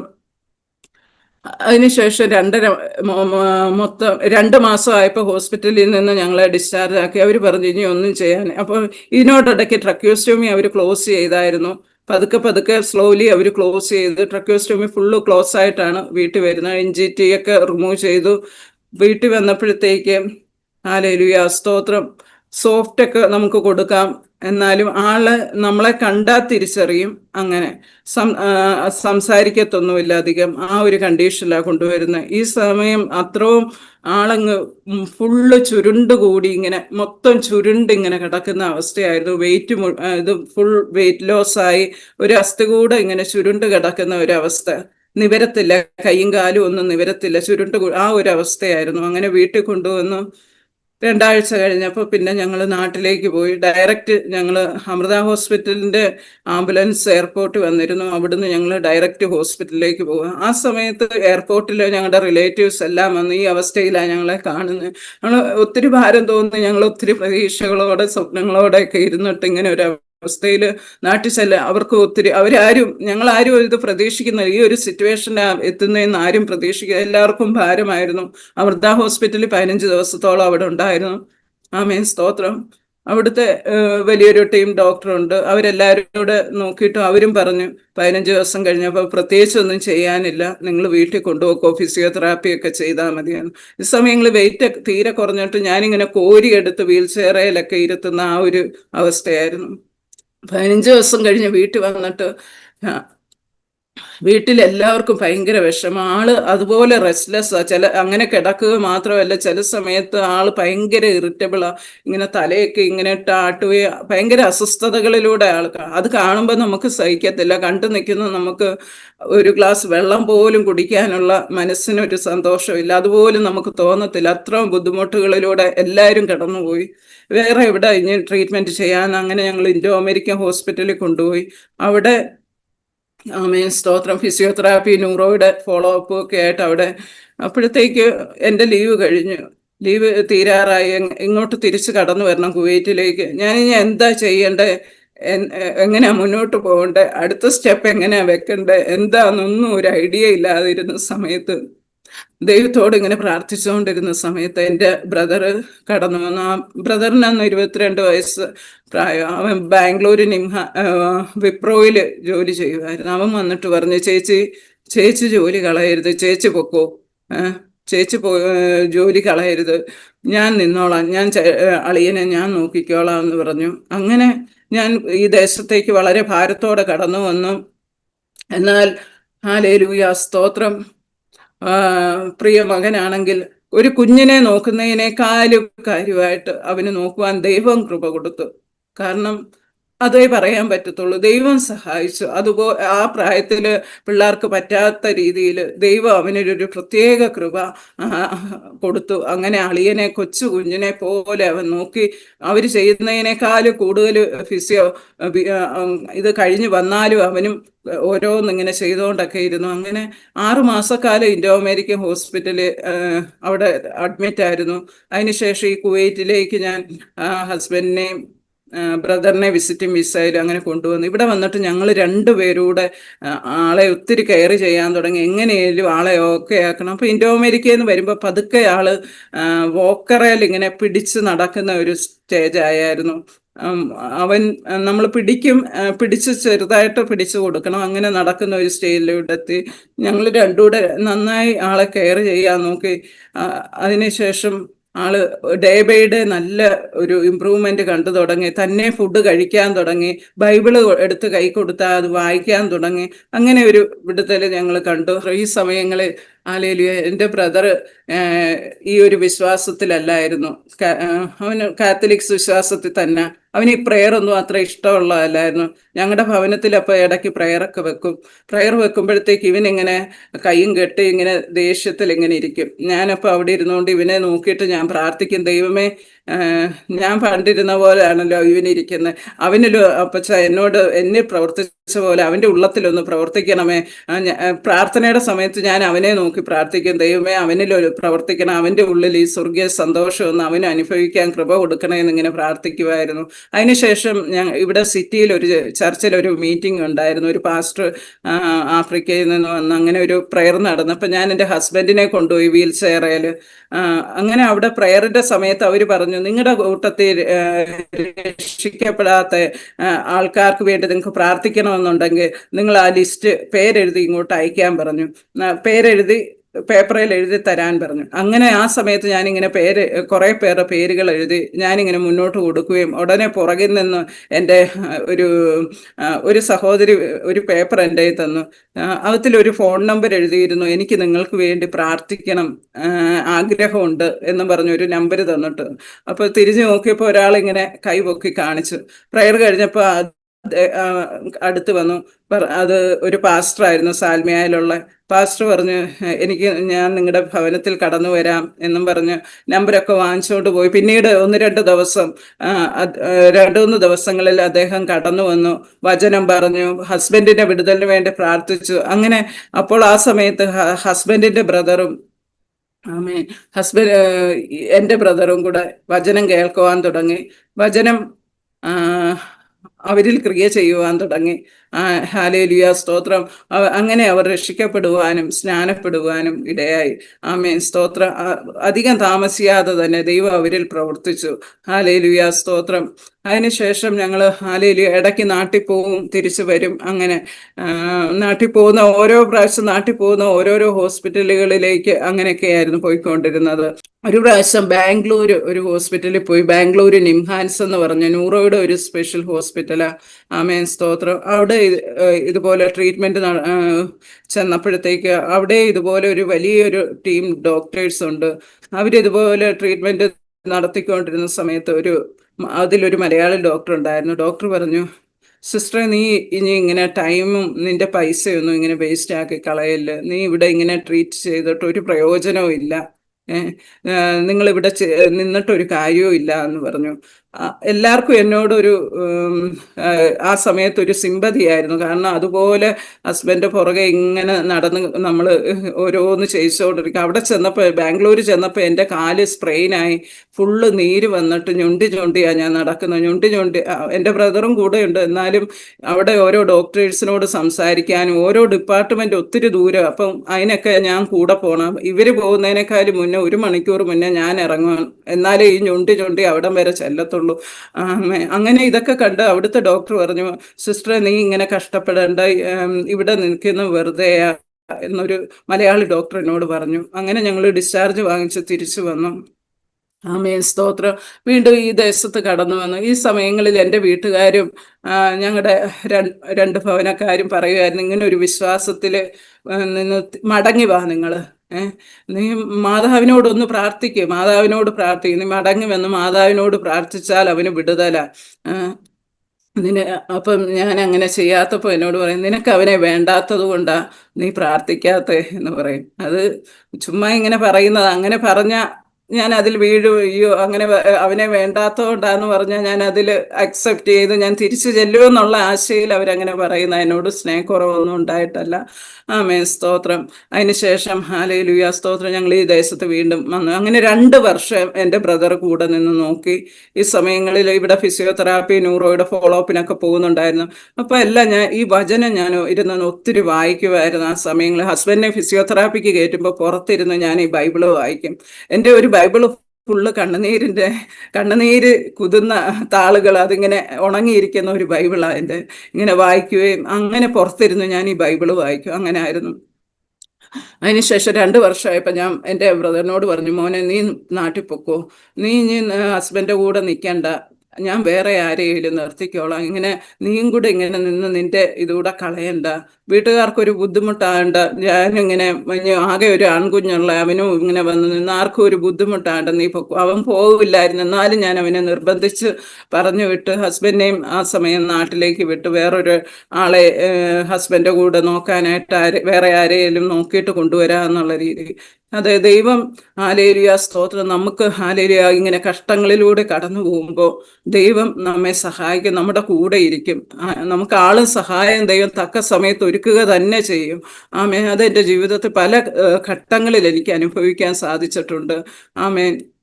ഇതേപോലെ നാട്ടിൽ നിന്ന് പിന്നെ വേറൊരാളെ ഇങ്ങോട്ട് കൊണ്ടുവരാൻ നമ്മൾ ആഗ്രഹിച്ചിരുന്നപ്പോൾ ഇവിടെ ഹസ്ബൻഡിൻ്റെ ചേട്ടന് പുതിയൊരു കമ്പനിയിലേക്ക് ജോലി കിട്ടി. അപ്പോൾ ഫാമിലിയെ കൊണ്ടുവരാൻ ഉള്ള പെർമിഷൻ കിട്ടി. അങ്ങനെ ഫാമിലിയെ കൊണ്ടുവന്നു. അതിന് ശേഷം ഞാൻ എൻ്റെ ഹസ്ബൻഡിനെ നോക്കുന്ന ഒരാളെയും കൂടെ കൊണ്ടുവന്നു. ഞങ്ങൾ ഒരുമിച്ച് 2 ഫാമിലിയും കൂടെ മുന്നോട്ട് പോകാൻ ദൈവം സഹായിച്ചു. അപ്പോൾ ചേച്ചി ഹൗസ് വൈഫാണ്, ചേട്ടൻ്റെ വൈഫ് ഹൗസ് വൈഫ്. ആ ചേച്ചി ഫുൾ ടൈം വീട്ടിലുണ്ട്. ദൈവം ഓരോരുത്തരെ ഒരുക്കുന്നത് ഞാൻ പറയുക, തക്ക സമയത്ത് ദൈവം ഒരുക്കും. ഹല്ലേലൂയ. അങ്ങനെ ഞങ്ങൾ മുന്നോട്ട് പോയിക്കൊണ്ടിരുന്നു. ഈ സമയത്ത് എൻ്റെ ചില റിലേറ്റീവ്സ് എന്നെ വിളിച്ചിട്ട് പറഞ്ഞു, മോളെ നീ ഒരു ഹല്ലേലൂയ കല്യാണം കഴിക്കണം, വേറൊരു കല്യാണം, നീ അവിടുന്ന് വിട്ടുപോര്, നീ വേറൊരു കല്യാണം കഴിക്കണം, നീ ചെറുപ്പമാണ്, നീ എത്ര നാൾ നീ ഇങ്ങനെ നിൽക്കും, അറ്റ്ലീസ്റ്റ് നിനക്കൊരു കുഞ്ഞുണ്ടെങ്കിൽ ഞങ്ങളിങ്ങനെ സംസാരിക്കത്തില്ലായിരുന്നു. ഒരു കുഞ്ഞു പോലും ഇല്ല, എത്ര നാൾ നീ ഇങ്ങനെ നിൽക്കുമെന്ന് എന്നോട് ചോദിച്ചു. ഫോൺ ചെയ്തവരോട് ഞാൻ പറഞ്ഞു, ആമേൻ സ്തോത്രം, ഇനി മേലിൽ എന്നെ ഫോൺ ചെയ്യരുത്. ഇത് ദൈവം എനിക്ക് തന്ന ഭർത്താവാ.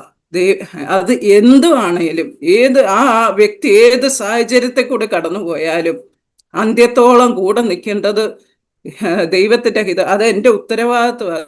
ഇത് ദൈവം ഞങ്ങളെ കൂട്ടി യോജിപ്പിച്ചതാണെങ്കിൽ ആ അദ്ദേഹത്തിൻ്റെ ജീവിതകാലം മുഴുവൻ കൂടെ നിൽക്കേണ്ടത് ഇത് ദൈവം തീരുമാനിച്ച് എനിക്ക് തന്ന ജീവിതമാണ്, ഇട്ടിട്ട് പോകാനല്ല. ഈ പേരും പറഞ്ഞു ഇനി എന്നെ വിളിക്കരുതെന്ന് പറഞ്ഞു ഞാൻ ഫോൺ കട്ട് ചെയ്തു. അവർക്കും എന്നോട് സ്നേഹമില്ലാഞ്ഞിട്ടല്ല, സ്നേഹം കൂടുതൽ കൊണ്ടാണ് അവരെ ഇങ്ങനെയൊക്കെ ചിന്തിപ്പിച്ചതെന്ന് ഞാൻ മനസ്സിലാക്കുന്നു. അത് പറഞ്ഞപ്പോഴത്തേക്ക് ഫോൺ കട്ട് ചെയ്തിട്ട് ഞാൻ റൂമിൽ ആരുമില്ലായിരുന്നു. ഞാൻ കഥ കടച്ചിട്ട് ഉറക്കെ നിലവിളിച്ച് ഞാൻ കരഞ്ഞു പ്രാർത്ഥിച്ചു, ദൈവമേ ഇങ്ങനെ അവര് പറഞ്ഞല്ലോ ഒരു കുഞ്ഞേലും ഉണ്ടായിരുന്നെങ്കിൽ നിന്നോട് ഇങ്ങനെ പറയില്ലായിരുന്നെന്ന്. അപ്പോൾ ഞങ്ങൾ കല്യാണം കഴിഞ്ഞ സമയത്ത് ഞാനിങ്ങനെ ഡയറിയയിൽ എഴുതി വെച്ച്, ഞങ്ങൾക്ക് 2 പേരും ഒരു ആൺകുഞ്ഞിനെ ആഗ്രഹമായിരുന്നു. അപ്പോൾ ഡയറിയയിൽ എഴുതി വെച്ച് പ്രാർത്ഥിക്കുമായിരുന്നു, ഞങ്ങൾക്ക് ഒരു ആൺകുഞ്ഞിനെ വേണം, ഒരു ഭവനം വേണം, അങ്ങനെയൊക്കെ ഞങ്ങൾ എഴുതി വെച്ച് പ്രാർത്ഥിക്കുമായിരുന്നു. എന്നാൽ ഈ ആക്സിഡന്റ് കഴിഞ്ഞപ്പോൾ ഇതെല്ലാം എൻ്റെ ഇനി ഇതൊന്നും നടക്കത്തില്ല. അപ്പോൾ അങ്ങനെ ഒരു പ്രാർത്ഥനയില്ല, ആഗ്രഹവും ഇല്ല. അപ്പോൾ ഇത് ഇനി നടക്കത്തില്ലെന്ന് ഞാൻ തന്നെ തീരുമാനിച്ചു. ഹല്ലേലൂയ. എന്നാൽ ഇവരിങ്ങനെ പറഞ്ഞപ്പോൾ വീണ്ടും എൻ്റെ മനസ്സിലേക്ക് അതെ ഒരു കുഞ്ഞുണ്ടായിരുന്നെങ്കിൽ എന്ന് അവർ പറഞ്ഞുവല്ലോ. ചില വ്യക്തികളിൽ കൂടി ദൈവം നമ്മളോട് ഇടപെടും. നമുക്ക് പുതിയൊരു ഡിസിഷൻ എടുക്കുവാൻ, പുതിയൊരു തലത്തിലേക്ക് നമ്മുടെ തീരുമാനങ്ങളെ മാറ്റുവാൻ തക്കവണ്ണം ദൈവം ചിലപ്പോൾ അന്നേരം നമുക്ക് വേദന തോന്നിയാലും അത് നമ്മുടെ നന്മയ്ക്കായിട്ട് ദൈവം ഒരുക്കും. ഹല്ലേലൂയ. എന്നിട്ട് ഞാനിങ്ങനെ പ്രാർത്ഥിച്ചു, ദൈവമേ എനിക്കൊരു കുഞ്ഞിനെ വേണം, ഹല്ലേലൂയ സ്തോത്രം, ഒരു കുഞ്ഞിനേലും എനിക്ക് വേണം. ഇങ്ങനെ ഞാൻ കരഞ്ഞു പ്രാർത്ഥിച്ചു.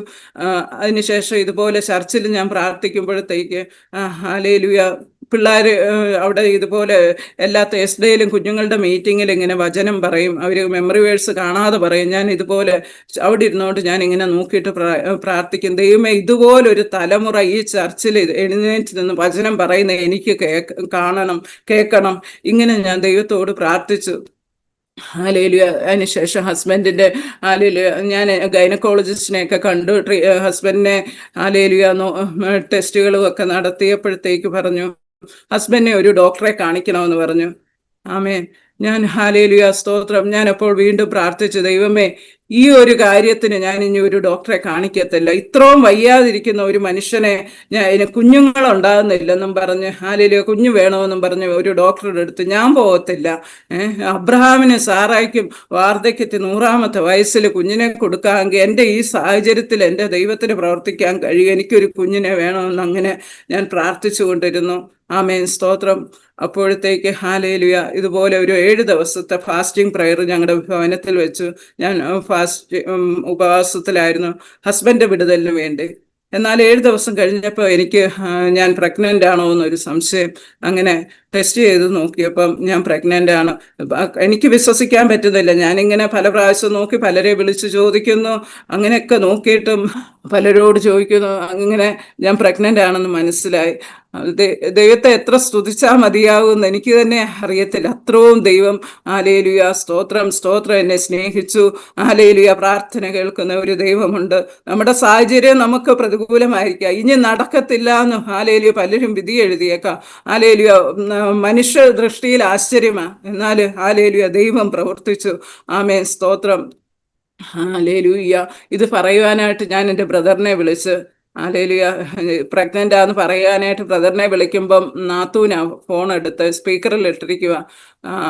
അപ്പം ഞാൻ ഇതുപോലെ പറഞ്ഞപ്പോൾ അവിടെ ബ്രദർ അയ്യോ ദൈവമേ അയ്യോ ദൈവമേ എന്നിങ്ങനെ ഉറക്കെ കിടന്ന് ഞാൻ ചോദിച്ചു ഇവനെന്തിനാ ഇങ്ങനെ ഒച്ച വെക്കുന്നതെന്ന് ചോദിച്ചപ്പോൾ പറഞ്ഞ് ചേച്ചി ലിജോ പറയും എന്ന് പറഞ്ഞ് എൻ്റെ ബ്രദർ സംസാരിച്ച്, ചേച്ചി ഞാൻ 2-3 ദിവസം മുന്നേ ഞാൻ സ്വപ്നം കണ്ട് ചേച്ചി പ്രഗ്നൻ്റാ, ഇനി ഞാൻ പറയാം അതൊരു ആൺകുഞ്ഞാ, നല്ലൊരു മിടുക്കൻ ഒരു ആൺകുഞ്ഞ്, കുഞ്ഞിനെ വരെ ഞാൻ കണ്ടു ചേച്ചി എന്ന് അവൻ പറഞ്ഞു. അതെ ഹാലേലൂയ സ്തോത്രം. പക്ഷെ അവർക്ക് എന്നോട് പറയാൻ ബുദ്ധിമുട്ട്. ഈ സാഹചര്യത്തിൽ നോക്കിയാൽ കുഞ്ഞുണ്ടാകത്തില്ല.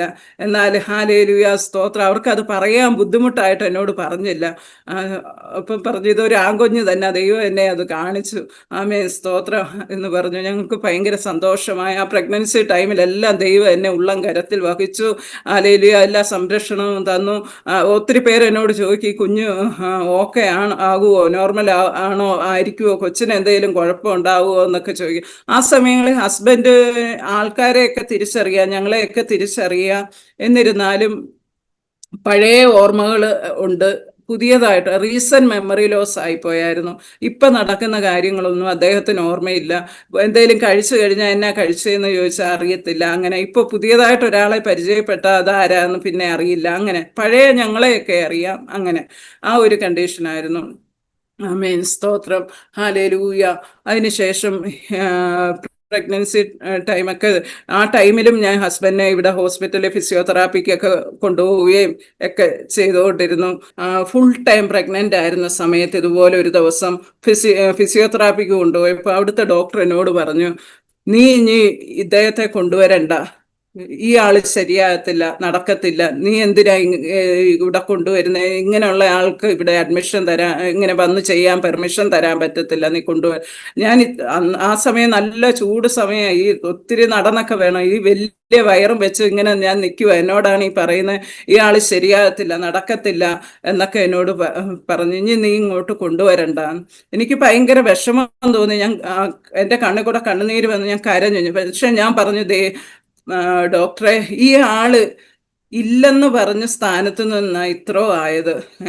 ഹാലേലൂയ. മരിച്ചു പോയെന്ന് പറഞ്ഞ സ്ഥാനത്ത് നിന്നാ ഈ ആൾ ഇത്രോ ആയി. എനിക്കൊരു കുഞ്ഞിനെയും തന്നു ഞാൻ ഇത്രോ ആയി നിൽക്കുന്നത്.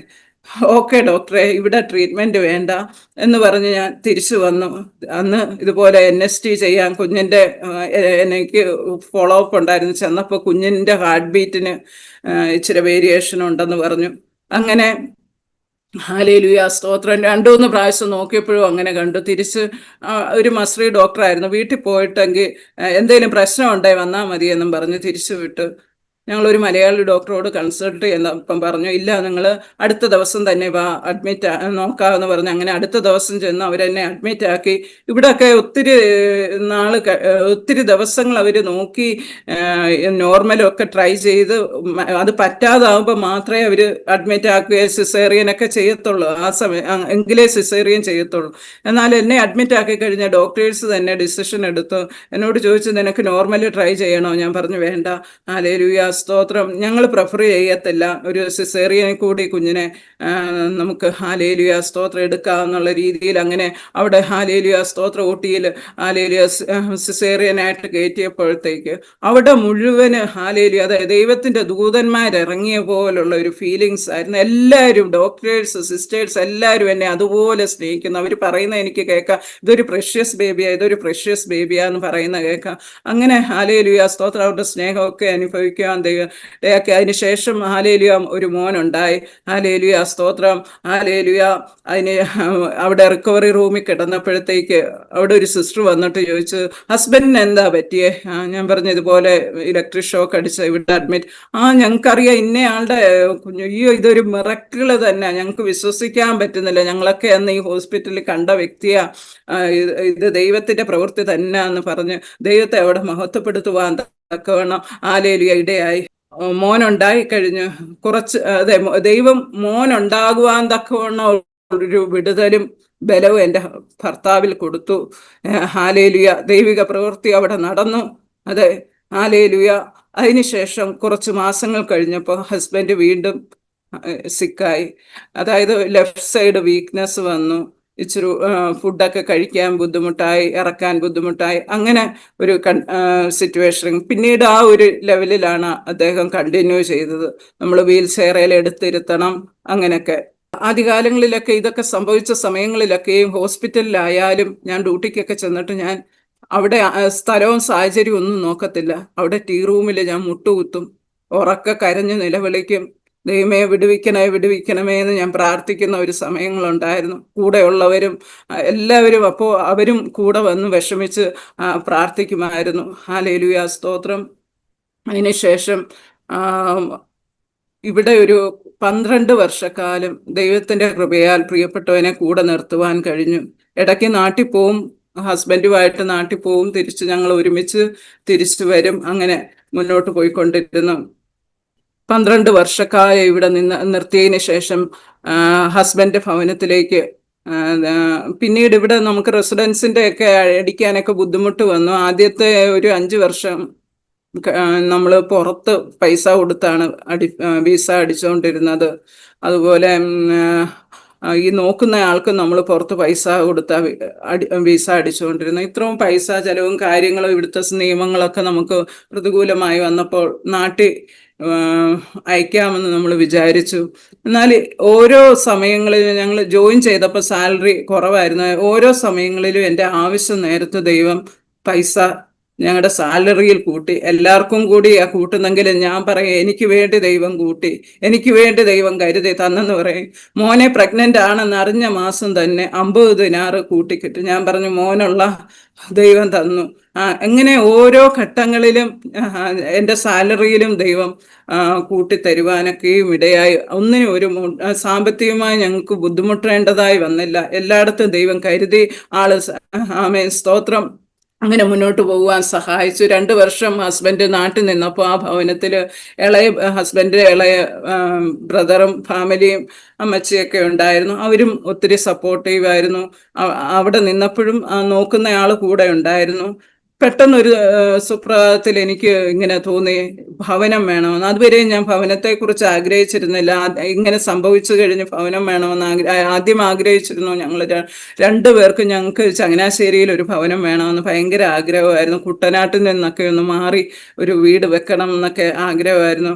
സ്ഥലം വാങ്ങാൻ ഞങ്ങൾ പല സ്ഥലത്ത് നോക്കി. ഹസ്ബൻഡ് ആക്സിഡൻറ്റ് കഴിഞ്ഞാണ് സ്ഥലം വാങ്ങിയത്. കുറച്ച് പൈസ കയ്യിലുണ്ടായിരുന്നു. അപ്പം എവിടെയെങ്കിലും സ്ഥലം വാങ്ങിച്ചിടാമെന്നും പറഞ്ഞ് ഞങ്ങളിങ്ങനെ സ്ഥലം നോക്കി. പല സ്ഥലത്ത് നോക്കിയിട്ട് ഞങ്ങൾക്ക് സ്ഥലം കിട്ടിയില്ല. അവസാനം സ്ഥലം ഞങ്ങൾക്ക് കിട്ടിയത് ചങ്ങനാശ്ശേരി തന്നെ. എങ്കിലും വീട് വാങ്ങിച്ചിട്ടെന്നേ ഉള്ളൂ. വീട് വെക്കുന്ന എപ്പോഴും ഞങ്ങളുടെ ഇങ്ങനെ സംഭവിച്ച കാരണം ബന്ധുക്കളുടെ അടുത്ത് തന്നെ വെക്കാമെന്നൊക്കെ ഞങ്ങൾ ഓർത്തിരുന്നു. എന്നാൽ ഹല്ലേലൂയ ഈ സമയത്ത് ഭവനം വെക്കണമെന്ന് ആഗ്രഹിച്ച സമയത്ത് ചങ്ങനാശ്ശേരി തന്നെ വീട് വെക്കുവാൻ അവസാനം തീരുമാനമായി. വളരെ കുറച്ചൊക്കെ ഒരു ചെറിയ വീട് വെക്കാമെന്നൊക്കെ വെച്ച് ഞങ്ങൾ പ്ലാൻ ഇട്ടു. എന്നിരുന്നാലും ഞങ്ങൾ പണ്ട് എങ്ങനെ ആഗ്രഹിച്ചോ അതുപോലെ തന്നെ ഒരു വീട് ദൈവത്തിൻ്റെ കൃപയാൽ വെക്കുവാൻ സഹായിച്ചു.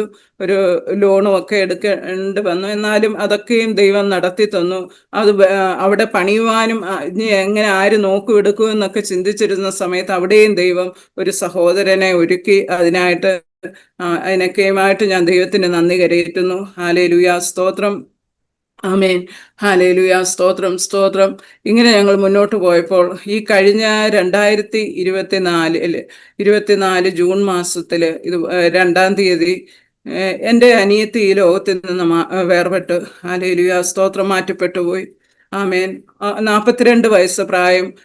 പെട്ടെന്നൊരു ദിവസം അവൾക്കൊരു ഛർദിലും ലൂസ് മോഷനൂടെ വന്നു.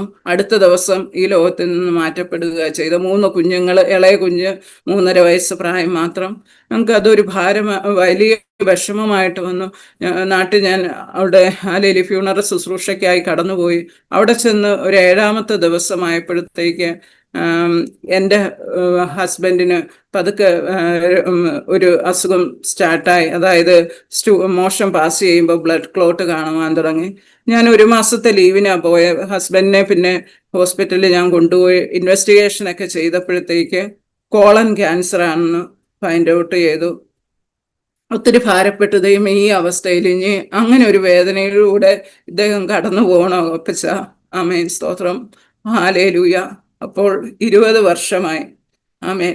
ആക്സിഡന്റ് കഴിഞ്ഞിട്ട് 20 വർഷക്കാലമായി. പ്രിയപ്പെട്ടവൻ ഇത്രയും സഹിച്ചിട്ട് ഇനിയും ഇങ്ങനൊരു സിറ്റുവേഷനിലൂടെ കടന്നു പോകണമെന്നൊക്കെ ഓർത്ത് ഞാൻ ഒത്തിരി ഭാരപ്പെട്ടു. അവിടുന്ന് അവർ സർജറി വേണമെന്ന് പറഞ്ഞു. സർജറി ചെയ്താലും പ്രശ്നം, ചെയ്തില്ലേലും പ്രശ്നമെന്ന് പറഞ്ഞു. സർജറി ചെയ്താൽ നമുക്കറിയില്ല മുന്നോട്ട് എങ്ങനെ ആവുമെന്ന്. പക്ഷെ സർജറി ചെയ്തില്ല, ഇൻറ്റസ്റ്റൈനൽ ഒബ്സ്ട്രക്ഷൻ വന്നു, അത് ഭയങ്കര പ്രോബ്ലം ആവുമെന്ന് പറഞ്ഞു. അങ്ങനെ മനസ്സോടെ സർജറി ചെയ്യാമെന്ന് തീരുമാനിച്ചു. എന്നാൽ അതിന് മുന്നേ ഹല്ലേലൂയ ദൈവം എന്നെ തക്ക സമയത്ത് അദ്ദേഹത്തെ ശുശ്രൂഷിക്കുവാനും വേണ്ടി എന്നെ നാട്ടിലെത്തിച്ചു.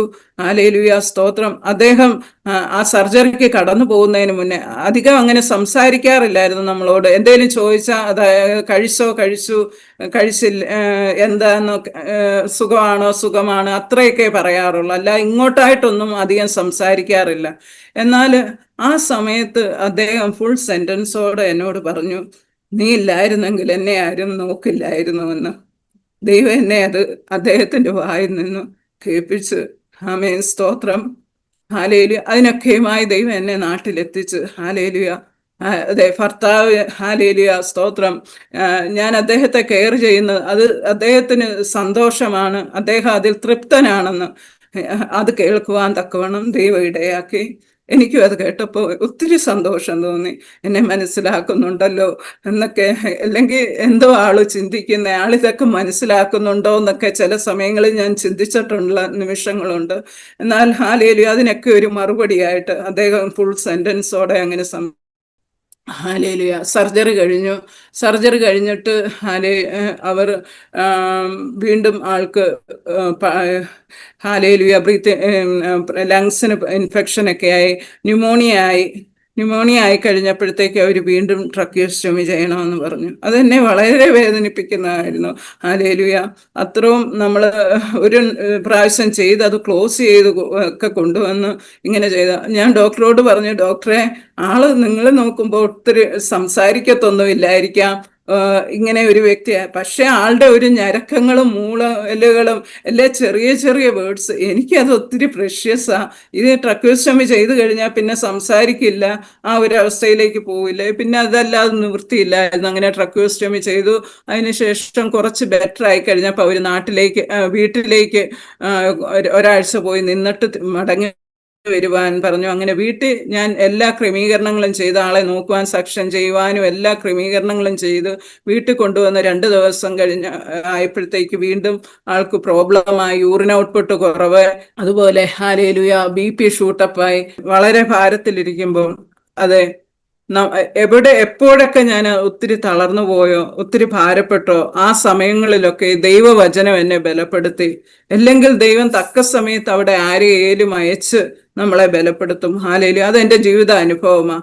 ഹാലേലു, ഇങ്ങനെ ഇരുന്നപ്പോഴാണ് ഹാലേലു ഞങ്ങളുടെ ഈ സഭയിലെ ഒരു ആദ്യകാലങ്ങളിൽ മുതിർന്ന ഒരു സഹോദരൻ ഉണ്ടായിരുന്നു. ഹാലേലു, ഒരു ദൈവദാസൻ, കോച്ച് ബ്രദർ. അദ്ദേഹം കുടുംബമായിട്ട് അതുവഴി പോയ അവർക്കൊരു ദൈവ ആലോചന ഉണ്ടായി, ഈ ഭവനത്തിൽ കടന്നു വരണമെന്ന്. അങ്ങനെ കടന്നു വന്ന് പ്രാർത്ഥിക്കുകയും ദൈവവചനം കൂടെ ആശ്വസിപ്പിക്കുകയൊക്കെ ചെയ്തു. അതൊരു വീണ്ടും എനിക്കൊരു ബലമായി. അങ്ങനെ അദ്ദേഹത്തിന്റെ പിന്നെ ഭവനത്തിൽ കണ്ടിന്യൂ ചെയ്യാൻ പറ്റാത്ത അവസ്ഥയായി. വീണ്ടും ഞങ്ങൾ ഹോസ്പിറ്റലൈസായി. പിന്നീട് ഡേ ബൈ ഡേ ആളുടെ കണ്ടീഷൻ ഒത്തിരി വേഴ്സായി. വീണ്ടും വെന്റിലേറ്ററിലേക്ക് കടന്നു പോകേണ്ട അവസ്ഥ വന്നു. ഈ സമയം ആയപ്പോഴത്തേക്ക് ആമേൻ, എൻ്റെ ലീവൊക്കെയും തീർന്നു. ഒരു പ്രാവശ്യം ഞാൻ ലീവ് എക്സ്റ്റെൻഡ് ചെയ്തു. വീണ്ടും ലീവ് എക്സ്റ്റെൻഡ് ചെയ്യാൻ പറ്റത്തില്ല. എന്നാ ചെയ്യണം? ഇങ്ങനെ വളരെ ഭാരപ്പെട്ടുകൊണ്ടിരുന്നു. എനിക്ക് തിരിച്ചു വരണം, ഇത് ചെയ്യണമെന്ന് ഇങ്ങനെ ആലോചിച്ചിരുന്നപ്പോൾ എല്ലാവരും പറഞ്ഞു, ഹല്ലേലൂയ, കടന്നു വന്ന് ജോയിൻ ചെയ്തിട്ട് പിന്നെ വേണേ പോകാം. അങ്ങനെ അപ്പോൾ ആളൊരു കോമ സ്റ്റേജിലായിട്ടുണ്ടായിരുന്നു. വെന്റിലേറ്ററിൽ ICUലായിരുന്നു. അവിടെ നിന്ന് ഞാൻ തിരിച്ചിങ്ങോട്ടേക്ക് കുവൈറ്റിലേക്ക് കടന്നു വന്നു. ആ സമയത്ത് എൻ്റെ അങ്കിളും ഈ കൂടെ ഉണ്ടായിരുന്ന ആളും കൂടെ ICU, അവിടെ അകത്ത് നിൽക്കണ്ടെങ്കിലും പുറത്ത് ആൾ വേണമല്ലോ, അവർ മാറി മാറി അങ്ങനെ നിന്നു. ആമേൻ.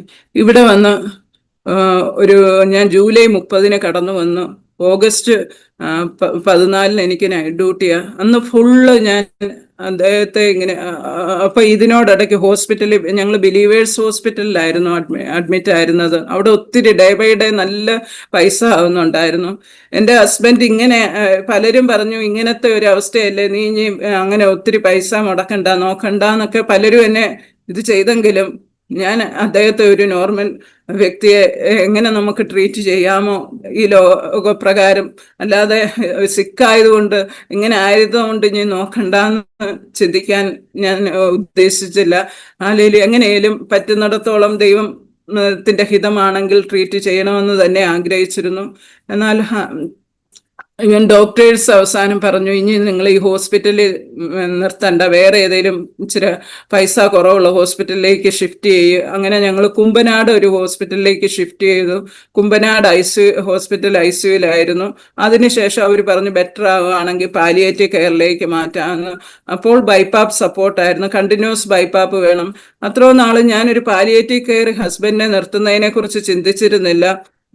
ഇത്രയും വർഷക്കാലം, 20 വർഷക്കാലം ഈ അവസ്ഥയിൽ നോക്കിയിട്ട് അവസാനം ഇങ്ങനെ ഞാൻ ഒരു പാലിയേറ്റീവ് കെയർ കൊണ്ടിടേണ്ട ഒരു അവസ്ഥ, ദൈവമേ, അതെനിക്ക് ഒട്ടും അക്സെപ്റ്റ് ചെയ്യാൻ പറ്റുന്നുണ്ടായിരുന്നില്ല. എനിക്കതൊരു ഒത്തിരി വിഷമമുള്ള കാര്യമായിരുന്നു. ഹല്ലേലൂയ, ആമേൻ, ഹല്ലേലൂയ. അങ്ങനെ കുമ്പനാട് ICUലായിരുന്നു അദ്ദേഹം. ആ സമയങ്ങളിൽ ഓഗസ്റ്റ് 14 എനിക്ക് നൈറ്റ് ഡ്യൂട്ടി ആയിരുന്നു. അന്ന് മുഴുവൻ പകല് മുഴുവൻ ഞാൻ വീഡിയോ കോള് വിളിച്ച്, അദ്ദേഹം കോമ സ്റ്റേജിലാണെങ്കിലും ഞാനിങ്ങനെ വിളിച്ച് ഓരോന്ന് പറഞ്ഞുകൊണ്ടിരുന്നു.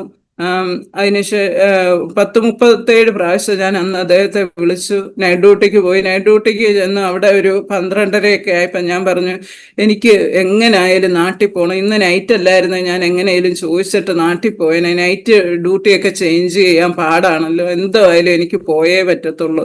ഇങ്ങനെ പറഞ്ഞുകൊണ്ടിരിക്കുമ്പോൾ തന്നെ എനിക്ക് നാട്ടിൽ നിന്ന് ഫോൺ വന്നു, നോക്കുന്നയാളുടെ എത്രയും പെട്ടെന്ന് നാട്ടിൽ വരണം, ആള് സീരിയസ് ആണ്. എനിക്കപ്പോൾ പിടികിട്ടി, ആൾ ഈ ലോകത്തിൽ നിന്ന് മാറ്റപ്പെട്ടു, ദൈവം വിളിച്ചു എന്ന് എനിക്ക് മനസ്സിലായി. അതിനുശേഷം അദ്ദേഹം പറഞ്ഞു, നാട്ടിലുള്ളവരെയൊക്കെ വിളിച്ചിട്ട് കിട്ടുന്നില്ല, ആരെയും ഒന്ന് വിളിക്കുവോ? എനിക്ക് പിടികിട്ടി അദ്ദേഹം ഈ ലോകത്തിൽ നിന്ന് മാറ്റപ്പെട്ടെന്ന് മനസ്സിലായി. ഹല്ലേലൂയ, സ്തോത്രം. അതെ, ഹല്ലേലൂയ. 20 വർഷക്കാലം നോക്കുവാൻ തക്കവണ്ണം, ആ അവസ്ഥയിൽ നോക്കുവാൻ ദൈവം കൃപ തന്നു. ദൈവം ആയുസ്സോടെ ആരോഗ്യത്തോടെ ആ അവസ്ഥയിലും ദൈവം ഞങ്ങൾക്കൊരു കുഞ്ഞിനെ തന്നു. അതിനൊക്കെയുമായി ഞാൻ ദൈവത്തിന് നന്ദി കരയറ്റുന്നു. അതെ, ഹല്ലേലൂയ. ഹിസ്കിയാവിന് 15 വർഷത്തെ ആയുസ്സിനെ നീട്ടിക്കൊടുത്തെങ്കിൽ എൻ്റെ പ്രിയപ്പെട്ടവന് ദൈവം 20 വർഷക്കാലം ജീവിക്കാൻ ദൈവം സഹായിച്ചു. പിന്നെ ആ അവസ്ഥയിൽ അവിടെ കിടന്ന് കഷ്ടപ്പെടാതെ ഒരു പാലിയേറ്റീവ് കെയറിൽ ഇത്രയും നാൾ നോക്കിയിട്ട് അവസാനം കൊണ്ട് ഞാനൊരു പാലിയേറ്റീവ് കെയറിൽ ഇട്ടിട്ട് വന്നാൽ എനിക്കത് മുന്നോട്ട് പോകാൻ എനിക്ക് പറ്റത്തില്ലായിരുന്നു. എല്ലാം ദൈവം പിന്നീട് അധികം കഷ്ടത അനുഭവിക്കാതെ, അതേ ഹാലേലിയ, കഷ്ടതയും കണ്ണുനീരും ഇല്ലാത്ത നാട്ടിൽ, മുറവിളിയില്ലാത്ത നാട്ടിൽ, ഹാലേലിയ ഏറ്റവും സേഫായിട്ടുള്ള സ്ഥലത്ത്, ഹാലേലിയ ഏറ്റവും ഹാലേലിയ സന്തോഷം ലഭിക്കുന്ന പ്രിയന്റെ കൂടെ അതിനായി ദൈവം വിളിച്ചു. ഈ സമയങ്ങളിൽ ഹാലേലിയ എല്ലാം ദൈവം ഇത്രയും നാൾ ഞങ്ങൾക്ക് മുന്നോട്ട് പോകാൻ ദൈവം കൃപ ചെയ്തു. ആമേൻ. അനേക പ്രതിസന്ധികളിലൂടെ കടന്നു പോയപ്പോഴും അവിടെയൊന്നും തളർന്നു പോകാതെ ദൈവം ഞങ്ങളെ വഴി നടത്തി. അതിനെല്ലാം ഞാൻ ദൈവത്തിന് നന്ദി കരയേറ്റുന്നു. ആമേൻ. ആദ്യകാലങ്ങളിൽ ഞാൻ നേഴ്സിംഗ് പഠിച്ചപ്പോഴൊക്കെ ഞാൻ ഇങ്ങനെ ഓരോരുത്തരുടെ കഷ്ടപ്പാടുകൾ കാണുമ്പോൾ ഞാൻ പറയുമായിരുന്നു, എന്തിനാ മനുഷ്യർ ഇത്ര കഷ്ടത സഹിച്ച് ജീവിക്കുന്നത്? ഇതുപോലൊരു പ്രശ്നങ്ങൾ കൂടെ ജീവിക്കണമെന്ന് തന്നെ നിർബന്ധം. അങ്ങനെ ഒരു സിറ്റുവേഷൻ വരുമ്പോൾ അവിടെ വെച്ച് ജീവിതം അവസാനിപ്പിച്ചേക്കണം. എന്തിനെങ്ങനെ കഷ്ടപ്പെട്ട് വിഷമിച്ച് ജീവിക്കുന്ന അങ്ങനെ ഒരു മെന്റാലിറ്റി ആയിരുന്നു എനിക്ക്. എന്നാൽ ദൈവം എന്നെ പഠിപ്പിച്ചു, അതെ, ഈ അവസ്ഥയിലും കടന്നു പോകാൻ പറ്റും. അതെ, ഹല്ലേലൂയ, സ്തോത്രം. കഷ്ടങ്ങളിൽ ഏറ്റവും അടുത്ത തുണയായി നിൽക്കുന്ന ഒരു ദൈവമുണ്ട്. ഹല്ലേലൂയ. ഈ സമയങ്ങളിലൊന്നും ഹല്ലേലൂയ അങ്ങനെ ഒരു ചിന്ത എൻ്റെ മനസ്സിൽ വന്നില്ല. കാരണം ഞാൻ എൻ്റെ അപ്പച്ചൻ്റെ കരങ്ങളിലായിരുന്നു. ആ എരിയുന്ന തീയിൽ വീണാലും ഹല്ലേലൂയ ആ തീക്ക് തല്ല അപ്പച്ചന്റെ കരങ്ങളിൽ എന്നെ വഹിച്ചു. ഹല്ലേലൂയ, സ്തോത്രം. ആമേ, ആ സ്നേഹം തന്നു. ആ മാറോട് ഓരോ നിമിഷവും ചേർത്ത് പിടിച്ച് വഴി നടത്തി. ആമേൻ, സ്തോത്രം. ഹല്ലേലൂയ, സ്തോത്രം. ഇങ്ങനെ ഒരു വിശ്വാസത്തിലേക്ക് കടന്നു വന്നില്ലായിരുന്നെങ്കിൽ ഒരു പക്ഷേ ഞാൻ ഈ ലോകത്ത് കാണത്തില്ലായിരുന്നു. കാരണം അങ്ങനെ ഒരു ചിന്താഗതിയുള്ള ഒരു വ്യക്തിയായിരുന്നു ഞാൻ. ഈ ദൈവത്തെ അറിഞ്ഞതും ഈ ദൈവസ്നേഹം അനുഭവിക്കാൻ കഴിഞ്ഞതും കൊണ്ട് മാത്രം ഞാൻ ഇന്നും ഹല്ലേലൂയ നിലനിൽക്കുന്നു. ഹല്ലേലൂയ, സ്തോത്രം. അതിനുശേഷം